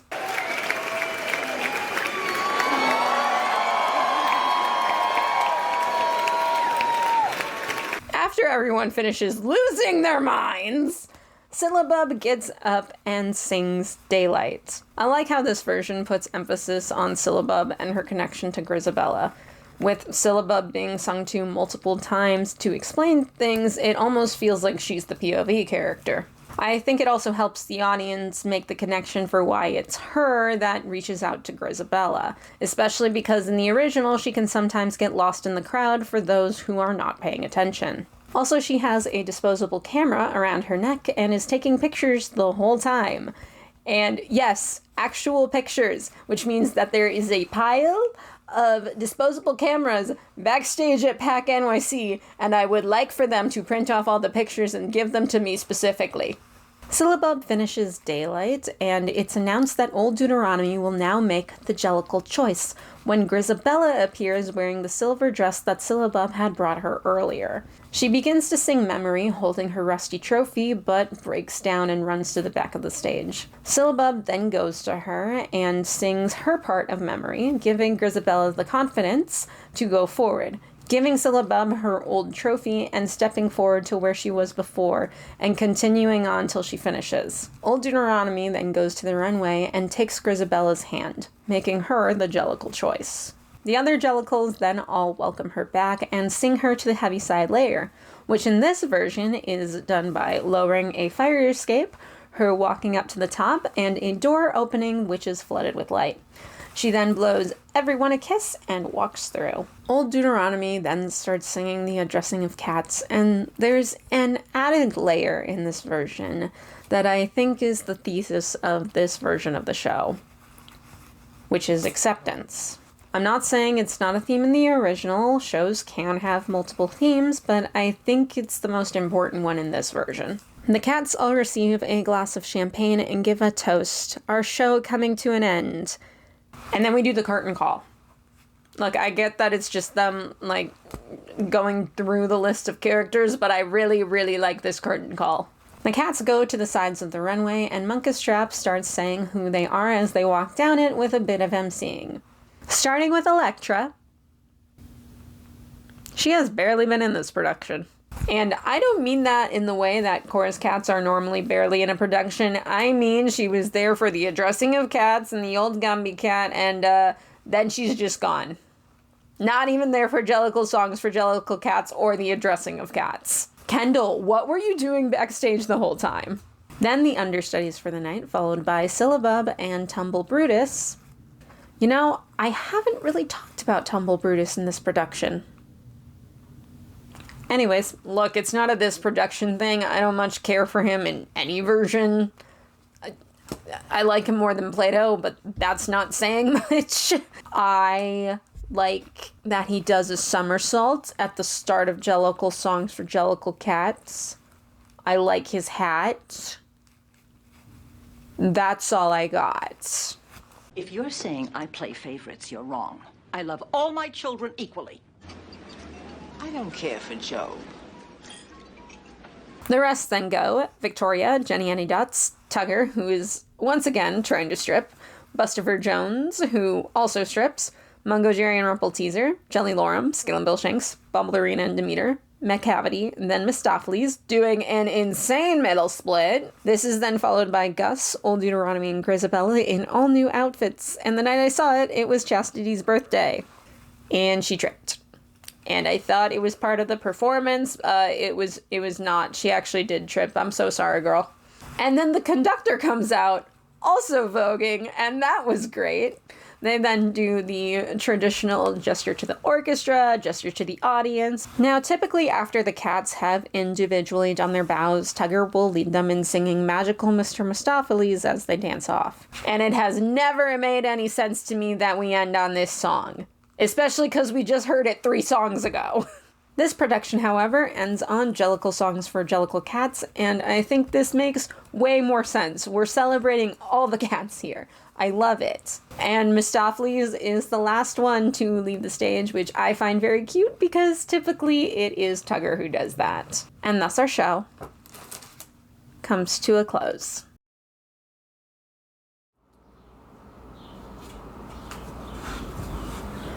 I want to talk about Grisabella's story, because aside from the fact that it's the reason Cats works for most of the masses, it's also the reason that this version of the show exists. For those that are unaware, Cats is an adaptation of the children's poetry book, Old Opossum's Book of Practical Cats. When Andrew Lloyd Webber's team was adapting the show, Valerie Elliott gave him notes on the poems, as well as an unreleased poem, Grisabella the Glamour Cat. The decision was made to use her to help tie the plot together and make an actual focal point for the show. But in order to do that, her only song couldn't just be Grisabella the Glamour Cat, and she would need a big showstopper to tie it all together. Webber already had the melody of Memory written out from a previous project that didn't pan out, with the lyrics being written by Trevor Nunn, inspired by Eliot poems, Rhapsody on a Windy Night, and Preludes. And by inspired by, I mean the same way that the Ella Enchanted movie is inspired by its book, which is to say barely at all. Legally, I don't think I can read out the poems, but I think it's more adapting the tone than the words itself. For sure, more inspired by Rhapsody than Preludes. I don't even know why Preludes is listed as an inspiration, actually. Rhapsody is by far the one they're more adapting. Lines of Rhapsody actually made it into Grisabella the Glamour Cat, specifically the ones that she sings. Cats now has its focus. It has its showstopper that all musical theater kids will break their vocal cords trying to sing, and it has something unique to it as an adaptation. I went over some of the basic development of the Jellicle Ball earlier, but one thing I didn't bring up was its inspiration. Bill Rausch had the idea of Grisabella being an old gay man singing Memory in a gay bar. He spent some time with the concept before deciding that a ball would be a more appropriate idea for a queer version of Cats. Memory is the reason that this version of the show exists. This is the reason I never really liked the phrase this is how Cats should have always been done that was going around when the ball was running. Aside from the fact that it's just an excuse to shit on the original production, it also fundamentally misunderstands the reason that this show can exist. Grisabella's story is the show. Without it, the show does not work. It needs to be in conversation with the rest of the production, otherwise it can turn into a hot mess. Now, I'm gonna discuss 4 different versions of Cats. I swear this is not just an excuse for me to talk about more productions. One of them is literally just the original story as it's presented in the 1998 film, but the other 3 are other productions that have portrayed Cats and Grisabella's story very differently. First, 1998. Grisabella appears after Tugger's number for Grisabella the Glamour Cat. All the cats have some kind of reaction to her, ranging from confusion to extreme hatred. The younger cats who don't know her try to go up and touch her, but get held back by the older cats that do. As the cats do constantly touch each other through the show to symbolize their connection and community. A cat touching Grisabella would symbolize accepting her back. The relationship between Demeter and Grisabella is also heavily emphasized during this number, as she seems very hurt that Grisabella is there, and is upset any other time she appears. Grisabella reappears during the Jellicle ball portion, but is chased away, only to appear again after the cats finish dancing. They are all mad at her existence, including the youngest kitten, Jemima. Quick context, Jemima and Syllabub are the same character, essentially. Fandom doesn't treat it that way. It's a whole thing. Jemima was her West End name, but when they made the transfer to Broadway, she got renamed to Syllabub. For reasons I'm not going to get into now. I do know the reasons. No one comment down below what the reasons are. I am very aware of the reasons. I'm going to get to it in a different video, I swear. You know, I actually kind of prefer the name Syllabub simply because it's a name that actually comes from T.S. Eliot's notes. Also, kind of iconic of her. You know, Jemima, her costume is red and black, and she has a spiked collar, and then Syllabub's name is essentially Silly Devil because it's a combination of Silly and Beelzebub. So they have 2 versions of the character that are, you know, punk rock, Silly Devil, and she is meant to be the picture of innocence. Kind of iconic of her that way. Jemima sings part of Grisabella the Glamour Cat before being taken away, leaving Grisabella alone, although unaware that Old Deuteronomy is watching her. She then sings Memory, and Old Deuteronomy realizes that she should be the Jellicle choice. Then when she leaves and all the cats come back, he sings Moments of Happiness to get them to understand that, with Jemima popping up to sing part of Memory, which causes the other cats to sing as well. But Jemima is the one to get it, to realize that Grisabella should be the Jellicle choice. As the show gets closer to the end, Jemima then sings Daylight, which shares the same melody as Memory. And just as Old Deuteronomy is about to make the Jellicle choice, Grisabella arrives. As she sings Memory, they all start to slowly turn towards her, starting to make the decision before they unanimously agree that she should be the Jellicle choice. Victoria then comes forward as the song comes to an end and touches her to allow her back and to make her the choice. While the touch itself may seem like the most important part in welcoming Grisabella back, it's actually this moment here. The cats constantly stop other cats from touching her because it would mean welcoming her back. But the cats no longer stopping Victoria is what matters. It's about the community acceptance, baby. Secondly, Tecklenburg 2015. Cats fans revert to productions by their city names and the year, with a few exceptions. This is why if you go to the fan wiki, the Jellicle Ball isn't under Cats the Jellicle Ball, it's under New York 2024. This is a German production put on in an outdoor theater where they are all cat people in a circus. It is kind of a hot mess. It is one of my favorites. I actually referenced this one earlier. It's the one where Tugger strips. I am also going to have to explain a lot because this one changed a lot of the staging to basically add a whole extra subplot to the show. The show starts with Macavity attacking Demeter and setting the circus on fire. Monkestrap tries to stop him, but loses, and Macavity runs off. Later, Macavity appears again, but this time Monkestrap pretty much hides till Macavity runs off, and old Deuteronomy tries to get Monkestrap to go after him, but he doesn't because he is scared. Macavity then appears for his normal Macavity section, kidnapping old Deuteronomy and then leaving, doing the whole fake Deuteronomy thing, and for Demeter to reveal the truth. She and Monkestrap then fight him till he brings out a fire torch and he and Monkestrap go one-on-one with each other, and the fight almost ends with Monkestrap stabbing Macavity before just letting him go. The culmination of this arc happens at the end of the addressing of cats, when old Deuteronomy gives Monkestrap his staff, making him the new leader of the circus. And I cried the first time I saw this. I was really emotional. Grisabella is pretty much done the same way as she is in the original, with a few minor changes. First of all, she doesn't appear at all during the Jellicle Ball sequence, and secondly, all the cats are gone when she returns for the first memory, with the exception of Jemima, who secretly watches her. Grisabella also imagines a younger version of herself that she tries to copy the dance moves of throughout this number. Everything else is just the same. But because they changed the rest of the show to focus on giving Monkestrap an arc, Grisabella's arc almost feels like an afterthought. And it's pretty much there just because it has to. The staging almost makes the Heaviside layer feel unnecessary. It almost feels like the circus performances and the Grisabella plot are a show within the show, but the Monkestrap and Macavity stuff is the actual real-life plot going on. Oh my god, I've got a new perspective on this production. Thirdly, Brno 2013. So the Jellicle Ball is not the first production where the cats are humans. As far as I know, it's this version from the Czech Republic. Now, officially, the idea behind this production is that they're all upper-class people putting on a ball in a nightclub. But the Cats fandom knows this one as the one where they're all humans in a cat cult.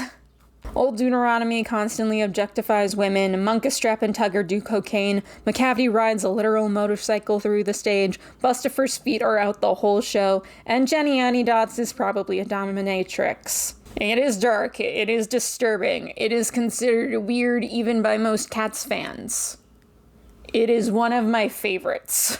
So ultimately, nothing is added to most of the standard structure of Cats for this version, other than the aesthetic and theme changes, but there's no added subplots for most of the show. I would say that there's more of a very specific emphasis that almost every song, except for 2 of them, is meant to be someone competing to be the Jellicle choice. But ultimately, the biggest changes in this show are to Grisabella. When Grisabella appears, all the other cats are shunning her, but Grisabella specifically tries to reach out to Victoria, who runs away from her and goes to Old Deuteronomy, who is protective of her. The connection between Victoria, Old Deuteronomy, and Grisabella is then heavily emphasized in this version. Grisabella is then taken off and returns for memory, with there once again being emphasis on Victoria running away from her. Also, Old Deuteronomy stands directly in front of her when she is singing, so she's fully aware that he's there and actually watches him leave halfway through the song, so she's completely alone.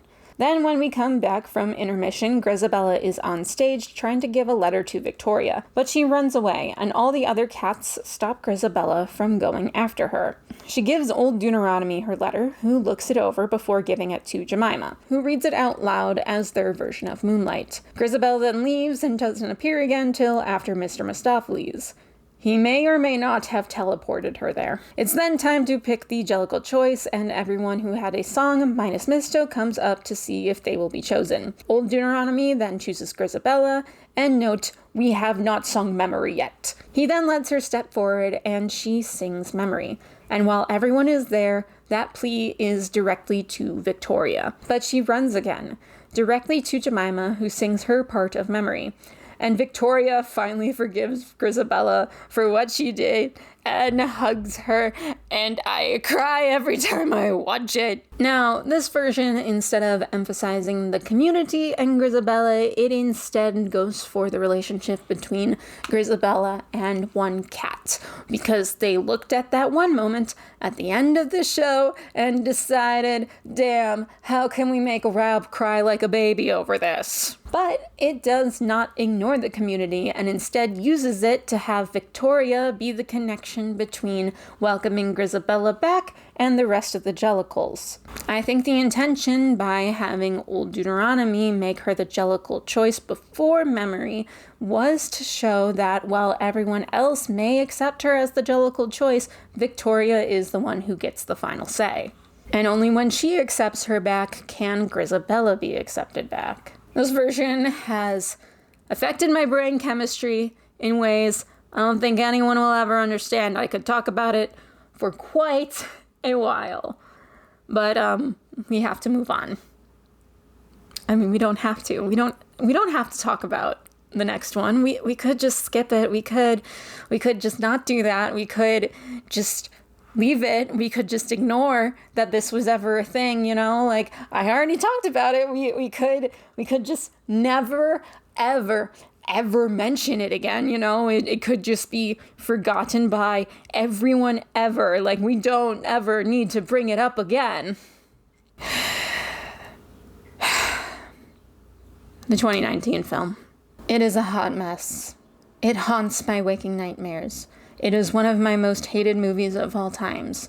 I have seen it 1,000,000 times, and yet somehow I keep finding new reasons to hate it, including the fact that when I made a video on it, Universal kept copywriting striking it, and I had to constantly edit around it so that way I could actually have the video be, you know, visible to the public, let alone monetize it. You know, I wasn't even able to do that till like 3 months after the video was up, because for some reason Universal cares about the copyright for this movie. Everything I do in this video ties back to this production. This ties into how they gave me free alcohol. Not enough to get through this movie. Fun fact though, when I made that video, I didn't own the movie.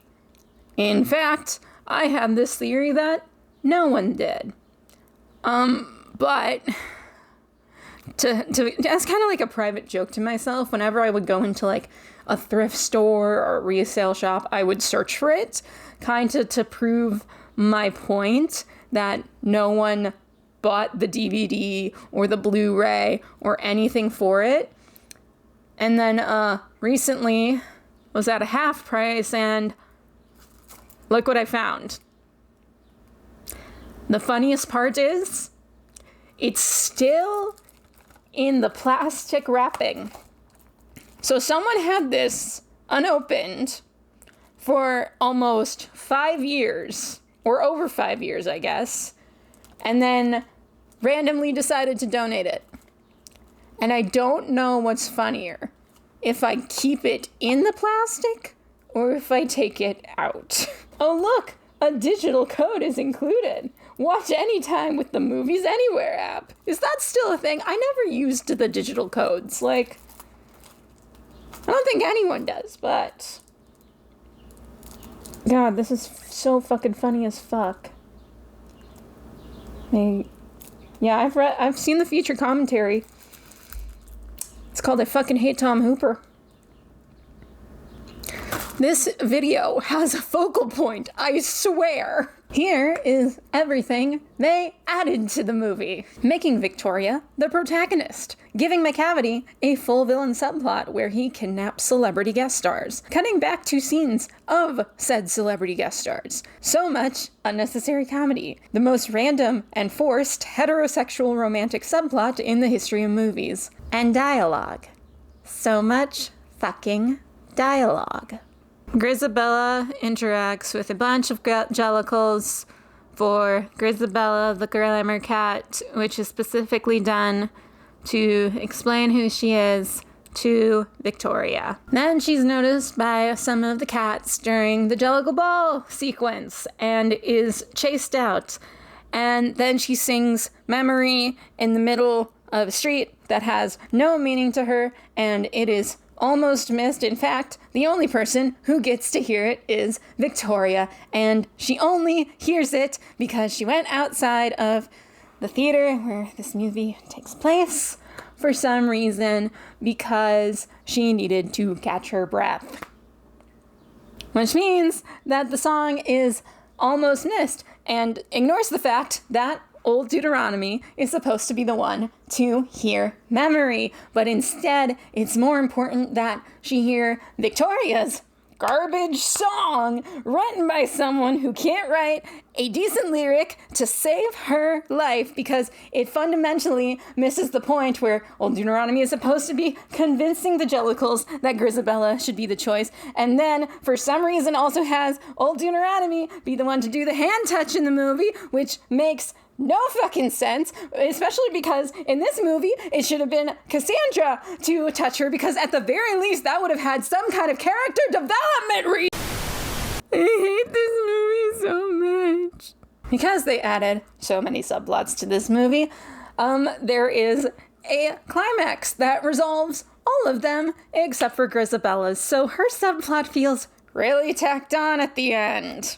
Similar to Tecklenburg, but at least Tecklenburg had the decency to only add one subplot to their version. There's also no emphasis on community, and they spell out the reason that the Jellicles hate her, which is that she went with Macavity. But here is the thing. I am not supposed to know that. You are not supposed to spell that out for me. You are not supposed to say the reason that the Jellicles hate Grisabella. You know why? Because it's up to me to decide on her sins based on the reaction and relationship she has with the other cats. But you see, the thing is, I can't do that in this version because you constantly emphasize her relationship with one cat who just got here 5 minutes ago. Why? Oh, why did they do this?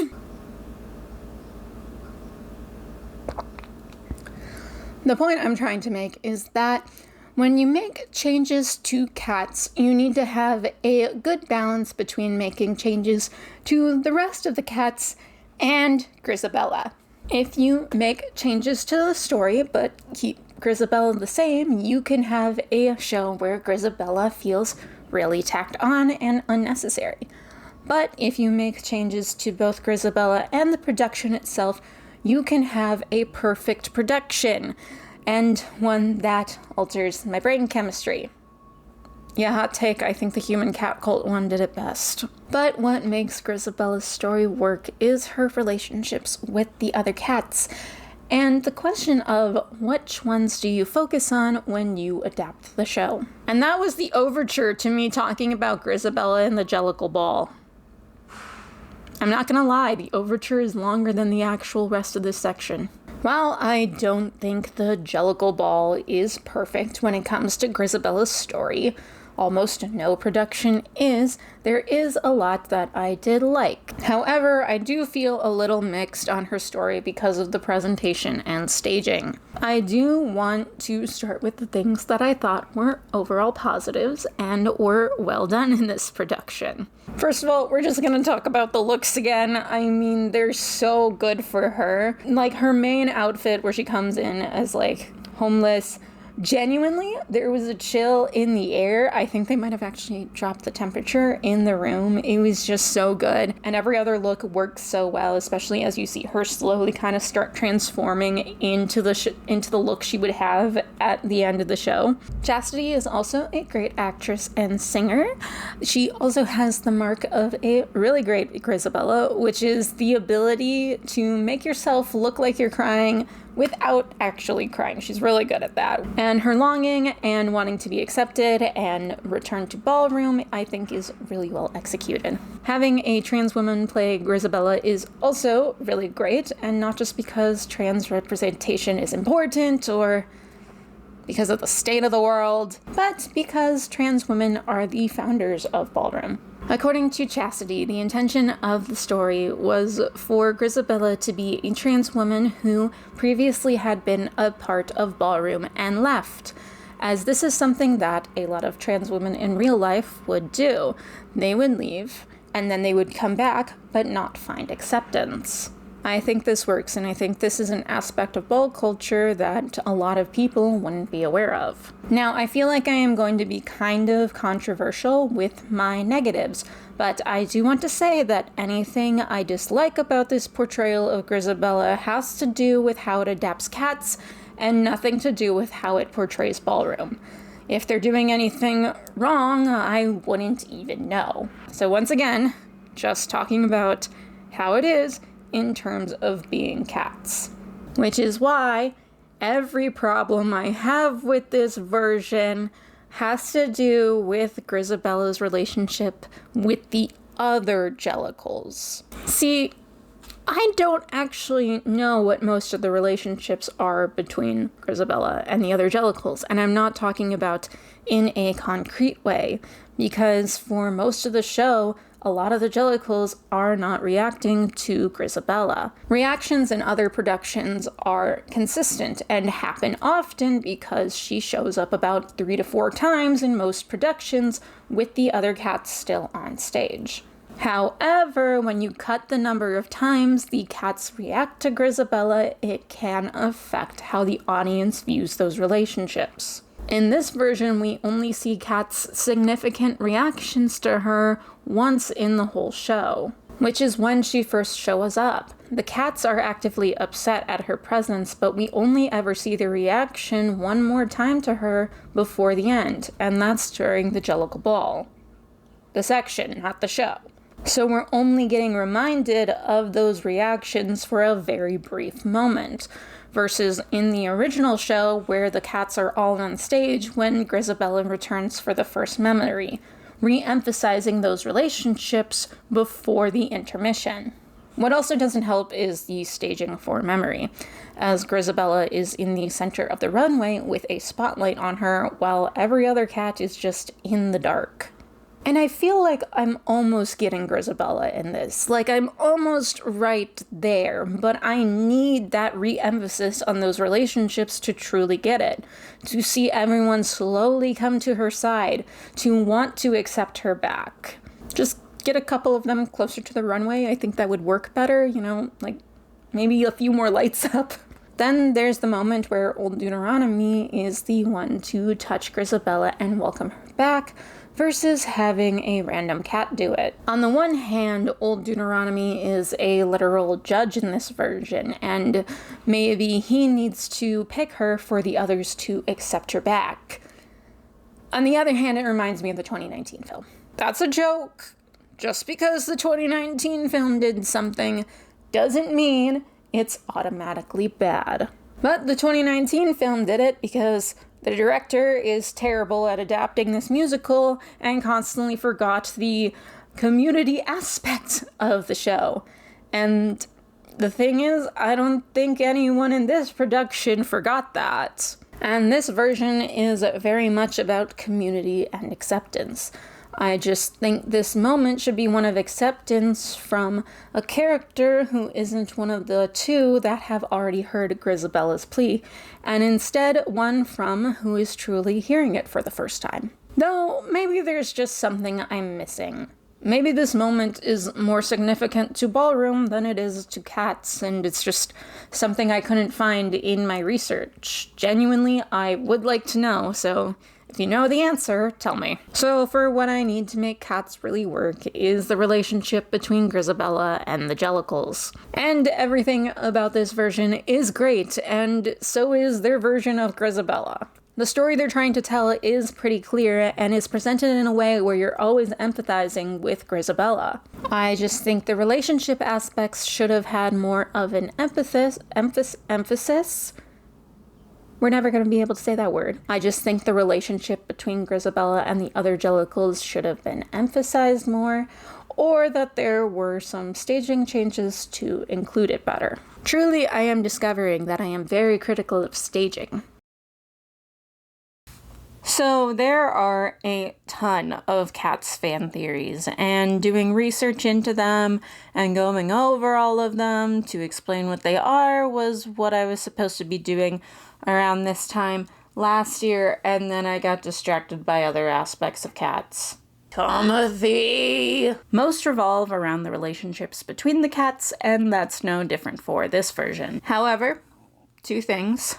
One, we're a little bit more limited in terms of relationship headcanons in this one. This is due to the fact that every character is an adult human and not a cat of various different ages, meaning we're a little bit less free in terms of family headcanons. So fan theories instead will mostly be romance, friendship, and headcanons for each individual character. And two, the term fan theory might be a stretch in this section, because I've seen probably 2 posts that have actual headcanons about this version, and as of right now, I am the only person to have written fan fiction about it.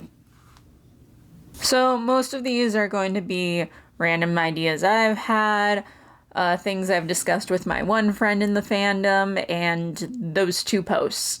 If you in no way care about fan theories and instead just want to hear about the production, you can skip this part. I won't be mad. However, if you were previously subscribed, I'm going to assume that you do care about fan theories and headcanons. Also, I am sick while filming this section, so you're gonna see this big-ass gay water bottle sometimes. A lot of the time. The whole time. It's gonna be right there. My voice is also gonna crack a lot, and I'm not re-recording. Another reason to skip this section. Let's begin. So my favorite thing to do with this production is find ways to put back in cats who were cut from this version. It's not like they halved the cast or anything, but I like a lot of the cats, so I've been finding ways to have them still be there. Literally while I was like typing the summary section, the one I thought of was that Alonzo is the DJ. I think it would be the closest you could get to a second in command to Monka Strep that he would be in, like, the original. I think it would also be fun. Yes, mentally I'm shipping Monka Strep and Alonzo for those who are already fans of cats. I know what I'm about. Tantalmile and Coracopat, the psychic twins. I've been thinking that either they are dance instructors who instruct those in Vogue, or they are judges at other balls. My third theory is that they're Mistopheles' tarot-obsessed roommates. I said Cassandra is very etc. coded, so in theory, she's covered. But if we're working within canon, then etc's first ball will be the one after the Jellicle ball. That's my fan theory. She is just about to pop onto the scene. But in the alternate reality where Cassandra is named etc. and Cassandra is just cut from this production, Cassandra walks runway. Because look at her. Look at her. That cat for sure walks the runway. Griddlebone, like Mungo Jerry, is an ex-member of the House of Macavity, but unlike with Mungo Jerry, it was a lot more amicable of a split. And that's kind of it in terms of me trying to get characters back in. Did we not establish I don't care about the male kittens? So as I was doing research into ballroom specifically, I found more categories that can be walked at a ball. And I'm not going to go over all of them. But there was one that when I saw it, I just went, oh, I knew exactly who would walk that. Because it's Sex Siren. And Sex Siren, the whole point is you're trying to turn on the judges, and it's these two. It's these two. They're the ones walking Sex Siren. I'm not even gonna, like, go around it. It's these two. It's Bomba and Tugger. Now, I didn't want to go over any personal headcanons regarding sexuality or gender identity in this show, not because I don't think it's important, not because I don't have any, but because, you know, they're all queer. I would just think that anyone's personal interpretation is more valuable than what I have to say about it. However, I do want to discuss one, just because it's a little more personal to me. So Mistopheles is played by Robert Silk Mason, who is non-binary, and their pronouns are they, them, just they, them. And in the show, Mistopheles is referred to with, as far as I can tell, just he, him pronouns. Now, I have seen people interpret it as, oh, their pronouns are both he, him, and they, them, and they are non-binary still. And I like that. However, I am agender, and my pronouns are just she, her. Nothing else. No they, them, or other neo-pronouns. I'm fine if you use them, but she, her. That's what I am. And I'm kind of hoping that what they're going for is that Mistopheles is non-binary, and his pronouns just happen to be he, him. And I think that's important because cis people and even other binary people tend to forget that, you don't need to use neo-pronouns to be non-binary. I'm down for either in terms of headcanons, but I do personally hope that the latter was the intention of the show. In case you couldn't tell, I think Bombalurina and Demeter are deeply in love in this version, as they are in all versions. If these two had kissed, I know exactly what my reaction would have been.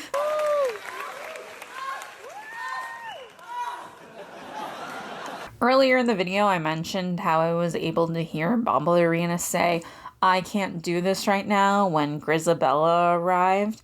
And this, combined with the fact that Grizabella was head of the House of Glamour, makes me think that Bombalurina was a member of her house, and when Grizabella left Ballroom, Bombalurina was left out to dry. She and Demeter, who is part of the House of Macavity, then met, and Demeter invited her to join their house, and Macavity is not allowed to say no to Demeter in this version, because the one time he did, things went terrible. Demeter, I think she gets what she wants in this version, and she wanted a girlfriend, and that's what she got. Because Demeter and Bombalurina are in love in every version, and they refuse to listen to anyone that says otherwise. In case you couldn't tell, they are in fact my favorite cat strip. I love them so much. Fuck Tugophiles. These, I want the lesbians. In regards to House of Macavity, I actually think Demeter and Bombalurina are trying to recruit Syllabub for the house, and also possibly Electra as well. They were supporting both of them during Virgin Vogue, and Syllabub seemed to hang out on their side of the stage more and assist them with things as well. Demeter also specifically sings Grizabella the Glamour Cat to Syllabub in this version, so that adds to it as well. Also, if you believe in the replica cats theory that Demeter and Macavity are Syllabub's parents, congratulations, here's some food. I think Bombalurina and Munkastrap are best friends. They're kind of just generally hanging out sometimes in the show, and I really like that. I also think Mistopheles and Skimbleshanks are best friends, but they're also each other's main rivals. It's like a combo of the fact that, they go up against each other twice, and these are the only times Skimble is on the runway, as well as the fact that they're kind of close in the original show. So yes, the original show does influence my headcanons here. Did we not establish that already? Despite the fact that they're both heads of rival houses, I'm actually fond of the idea of Jenny and Macavity getting along and being friends. That, the second a ball is over, they're just back to being chill. They hang out, they give each other advice, but the second that a ball is on, 10 years of friendship out the door, they're enemies now. Playing into that, Jenny, Munkastrap, Macavity, and Tugger, all being part of the House of Old Deuteronomy, or House of Deuteronomy, I'm not entirely sure, prior to the events of the ball several years ago. And then when Old Deuteronomy was like, hey, I'm retiring, I'm stepping away, one of you needs to head the house, Macavity and Jenny got into, this huge fight about it because they both wanted to be the head of house. And Old Deuteronomy was, so sick of their shit after a while, he was like, that's it. Neither one of you is going to be head of this house. And they're like, so pissed about it, they go off and each make their own house. And then Tugger and Munkustrap are like, I don't really want to head a house. It's not really my thing. So the house gets disbanded and they all go their separate ways. Also saw a post suggesting that Gus and Old Deuteronomy are exes. I'm down for it. As per usual with cats, there is the theory that Macavity is the brother to Tugger and Munkustrap. However, I think this is going to stay pure theory, even though I did see some staging that would suggest otherwise. However, the actors have pretty much stated, like, no, we're not going with that angle. I pulled on it again.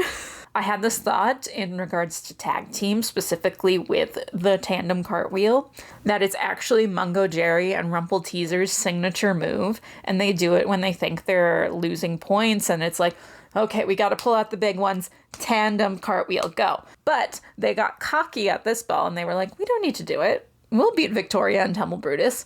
But then Tumble Brutus and Victoria pull out the tandem cartwheel, and it's like, wait, that's our move. You took our move. And that's why they steal the trophy. It's like, oh, you took our move? We're taking your trophy because you stole it. So, we're fair now, even now. Now, this is because they're played by the same actress, but I believe that Skimbleshanks and etc., we're in fandom land, I'm calling her that, are cousins. Skimble may have introduced Seti to Ballroom, but she didn't stay solo and went with the House of Dots very early on. Also, I kind of ship Jelly and Skimble in this version. No idea why. Literally no reason. I just do. Okay, hitting the big one.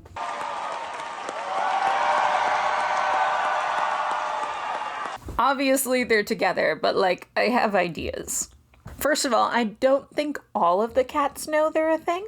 I think some cats know. I have a general idea of which ones I think it is, but I think most are not in the know of this. First of all, because I like the idea of Tugger being a little bit stupid, which is just a fandom thing, I won't lie, and him being all like, oh man, we're keeping this such a secret, and then Mistopheles is like, no, babe, I can give you a list of the people that know. We're not as subtle as you think we are. And secondly, because of the reactions of some of the cats, some seem shocked, some don't, I also have this idea, and it's 100% not canon, but I think I might do something with it, where the first half of the show, Tugger and Mistopheles are actually broken up. And then during the second half, they got back together during intermission, and then are together during the second half, which is why they kind of are a bit separate in the first act versus the second. Again, I don't think this is canon at all, but it's fun. It's a fun idea. Actually, you could apply that to the original show as well. Oh my god! And originally, I was gonna end on those two, and then I became obsessed with a ship in this version that I would never ship in the original, but I ship here. And it's Mungo Jerry and Macavity. I never ship Macavity with anyone, and I already established that I don't really care all that much about Mungo Jerry, so the fact that I ship this is a miracle, and totally not their intention. I simultaneously know and don't know how I started shipping it. Mentally, I was going over, a fanfic in my head that I'll never actually write because I have no idea where it was going. And in the background, Macavity and Mungo Jerry were going to be just, constantly flirting with each other until they just got together. And again, it was just going to be a background thing.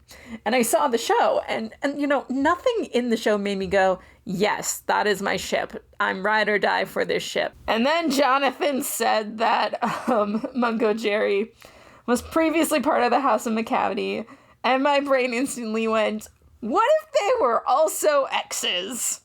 And they were just not over it, and it was everyone's problem. And now I'm a little obsessed with them. Teaser really hates Macavity. Okay, I think that covers everything I've thought of for this production. I tried not to touch anything that was technically canon or kind of canon.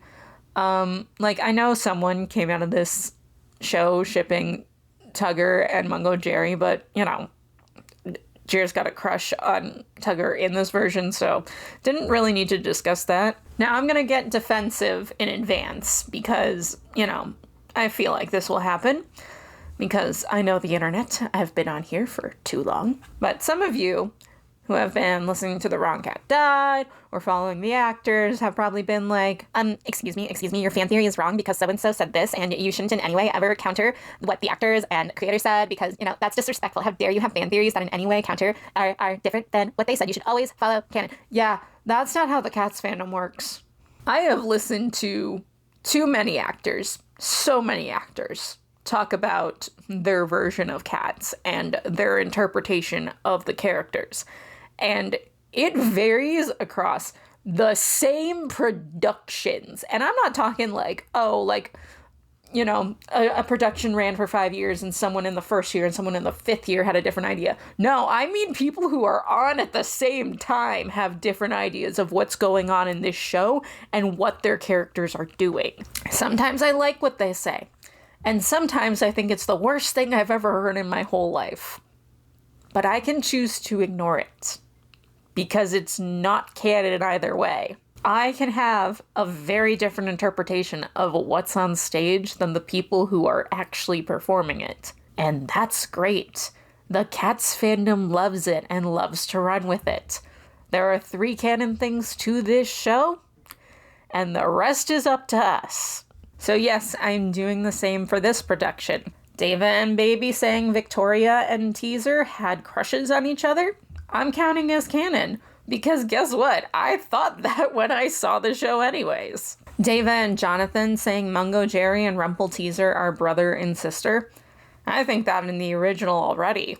I was greatly confused by Chastity saying that Macavity was a member of the House of Glamour because the show made it seem like Bomba was the one who was previously in her house.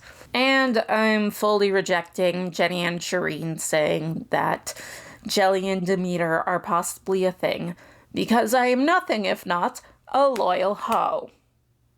Also because it's the most random pairing I've ever heard of. Seriously, I've been searching up Cats theories for a year, and I have never seen a single person ship it. But I think we're finished with this random fun part. Ow, my foot, Jesus. On September 8th, 2024, Cats the Jellicle Ball put on its final performance. The show of the summer was now over, and this new and unique version of Cats was gone. And originally I had this whole thing about how many of the cast members were hinting that it was coming back, but this video took so long that they've just now announced that, yeah, it's coming back. Don't know when, don't know where, don't know how, but it's coming back, and I am so excited. Even if I will never get the chance to see it live again.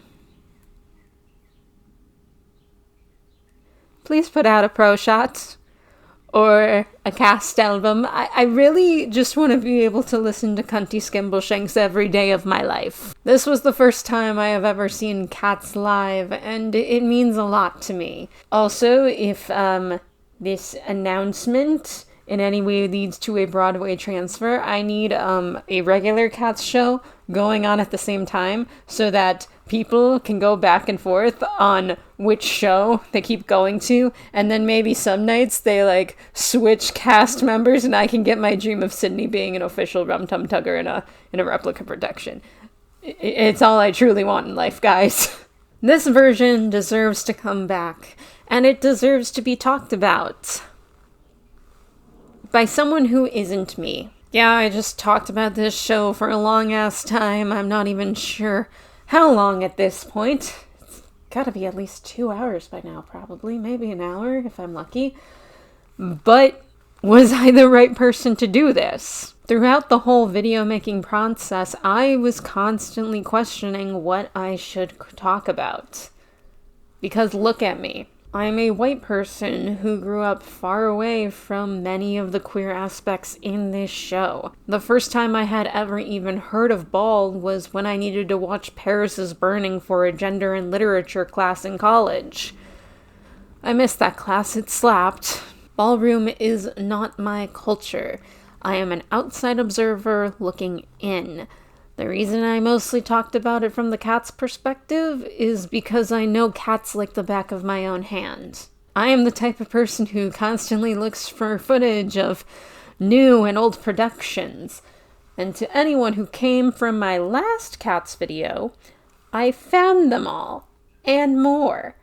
Now I'm on the search for Starlight Express on ice. During the Grisabella section, I was gonna talk about ageism in ballroom, but what right did I have to talk about it? Just because someone who worked on the show mentioned it in an interview doesn't mean I can have a say in it. Or the choreography. Yeah, I've danced for most of my life, but it has never been most of the styles in the show. I want this version talked about by people who are part of the culture. I think it would just be so interesting to see what people like and what people don't like. To see where it succeeded or failed from that aspect, rather than the perspective I have, which is cats. And the Jellicle Ball needed to come back for more than just that.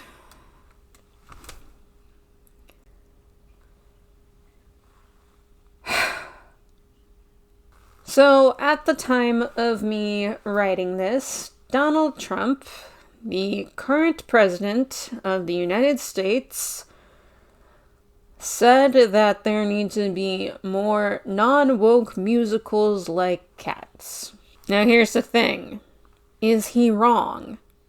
Yes. Yes, he is. I'm not calling the original a masterpiece of queer storytelling, but I am saying that there sure are a lot of themes in it that a lot of queer people relate to. The community, the isolation, the gay rainbow sparkly cat man, it's all there. But overall, that statement is one of the things he's done that you can point and laugh at. It's hilarious. Nothing else he's done is. I am living under a government run by a man who consistently denies the existence of trans people, who wants to find every possible way to put down black and brown people. He's sent ICE into sanctuary cities, who in turn have sent people to what are basically modern-day concentration camps in all but name, and has constantly tried to silence anyone who has spoken out against him or his administration. We live in a very scary time, and all I can say right now is that we have to keep fighting. We fight where we can, and where we can't, we should celebrate those that need it. Celebrate this piece of art that is about Black and Latino queer people who have done everything to fight for that right. It has a long history that isn't always recognized. To look at how much people love it and realize it's because it celebrates those intersections and how welcoming it is to everyone. To remember who built it and so many other things in this world. A note from the directors of the Jellicle Ball has been passed around on social media, and I wanted to end on that. Welcome to the culminating production of PAC NYC's inaugural season. With its glorious and beloved score, Cats, in its essence, is the story of a competitive ball. A ball in which the ultimate prize goes to the unlikeliest but most deserving competitor. T.S. Eliot's language, often playful, is also full of shadows. The bittersweet longing for lost youth and beauty, the wisdom of elders passing the baton across generations, and the spiritual depth in knowing that, even though we are alone in our mortality, it is ultimately our communities that save us. The idea of this production was born when we began to think about Andrew Lloyd Webber's iconic music with T.S. Eliot's words through a queer lens. The global phenomenon called ballroom was created by Black and brown communities here in New York City over 50 years ago, growing out of even older traditions of Harlem drag pageants. A safe haven for gay men and transgender women, the gender-fluid ballroom community is often organized into houses, in which house mothers and house fathers mentor their children to stylishly walk and dance on the runway. The catwalk. In specific competitive categories. In the context of our production, cat is slang for any queer person or ally who is part of the ballroom scene. Both Cats and Ballroom celebrate transformation and self-acceptance, the power of choosing one's own name. And both this musical and the ballroom scene remind us how essential it is that we respect the names and the identities that people choose for themselves. After all of us cats have 9 lives. There are so many generous and gifted ballroom and musical theater artists who have given of their time and talent through multiple workshops to make this production a reality, including our extraordinary creative team and the musical theater titans and ballroom icons who are part of today's performance. Our profound thanks to all of you. We also cannot overstate our gratitude to Andrew Lloyd Webber and his colleagues at the Really Useful Group for their bold leap of faith and their thoughtful collaboration throughout our production's journey. On behalf of all of us who have worked on Cats the Jellicle Ball, we are so happy that you have come to the ball. Xylon Livingston and Bill Rausch. This is literally from the playbill. And there's one from the choreographers on literally the next page. And I don't want their words to go unheard. Choreographing PAC NYC's production of Cats the Jellicle Ball has been an exercise in authenticity and collaboration, navigating the musical theater medium while still honoring the story of cats and the culture of ballroom has landed us in a sweet spot of innovation. Before ballroom became the worldwide phenomenon that it is today, ball culture in New York was a safety net. It still is today, and being on the choreographic team, we had to ensure that was not forgotten in the process. Vogue is a form of theatrical expression, but ball culture is about being embraced by community to then discover what it feels like to embrace yourself. When we direct or choreograph within our respective houses, the goal is to create self-embracing performers. The process can be challenging and emotional, but it's always rewarding when we see our kids step into themselves as artists and people. We accepted the opportunity to choreograph this reimagination of Cats to center ballroom culture. Being 2 legends in the scene, we knew our involvement would make sure the collaboration between musical theater and ballroom was an equal one. At this point in our careers, being able to facilitate legitimate career opportunities for movement artists who have historically been under-resourced and excluded is huge and necessary. As ballroom expands, we have to expand with it, and that's where we come in as legends in our own scene. Accepting the challenge of evolving Vogue requires knowledge and respect for their culture it originated from. Vogue is subversive in nature. The process of making commercial musical theater can feel at contrast with this at times. When the original production of Cats premiered, it was made with a subversive spirit, telling stories with movement and music in ways that expand what's possible with adaptation. Vogue liberates the body from shame and respectability politics. Vogue and ballroom, at its core, are about embracing what the world refuses to see. So what we are creating here is a new approach to movement, and we hope our commitment to authenticity and culture preservation creates more opportunities in the future. Omari Wiles and Arturo Lyons. What more can I say?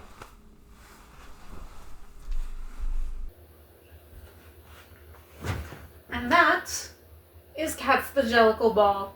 I feel like I can't make jokes now. You can't! I win! Now do you understand Cats? Nope. Seriously? How many times are we gonna do this?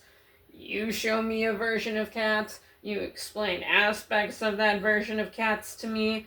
By the way, I am her roommate in this scenario for anyone confused, and I still don't get it. I think the part where they only dance and don't sing, I think it keeps getting longer. Given the order I showed you various Cats productions in, that's technically correct. Okay, but do you at least understand this version? No. What? Look, I get that it's important and what it's celebrating and the culture, and it was really fun. But I still don't understand the plot, and I don't remember any of the characters' names. I just know you yell a lot about Smeckledorf. Skimbleshanks. Whatever. The point is, I won't ever get it. Well, at least you're more consistent than the people on musical theater Reddit. We're gonna try again in 4 months with the Cat Cult version. Damn it. How are you not tired? What do you mean? Well, you just got back from a really long and stressful trip and then spent several hours talking about cats. How are you not passing out right now? Oh, talking about cats gives me so much energy. Literally, not a single bit of tiredness right now.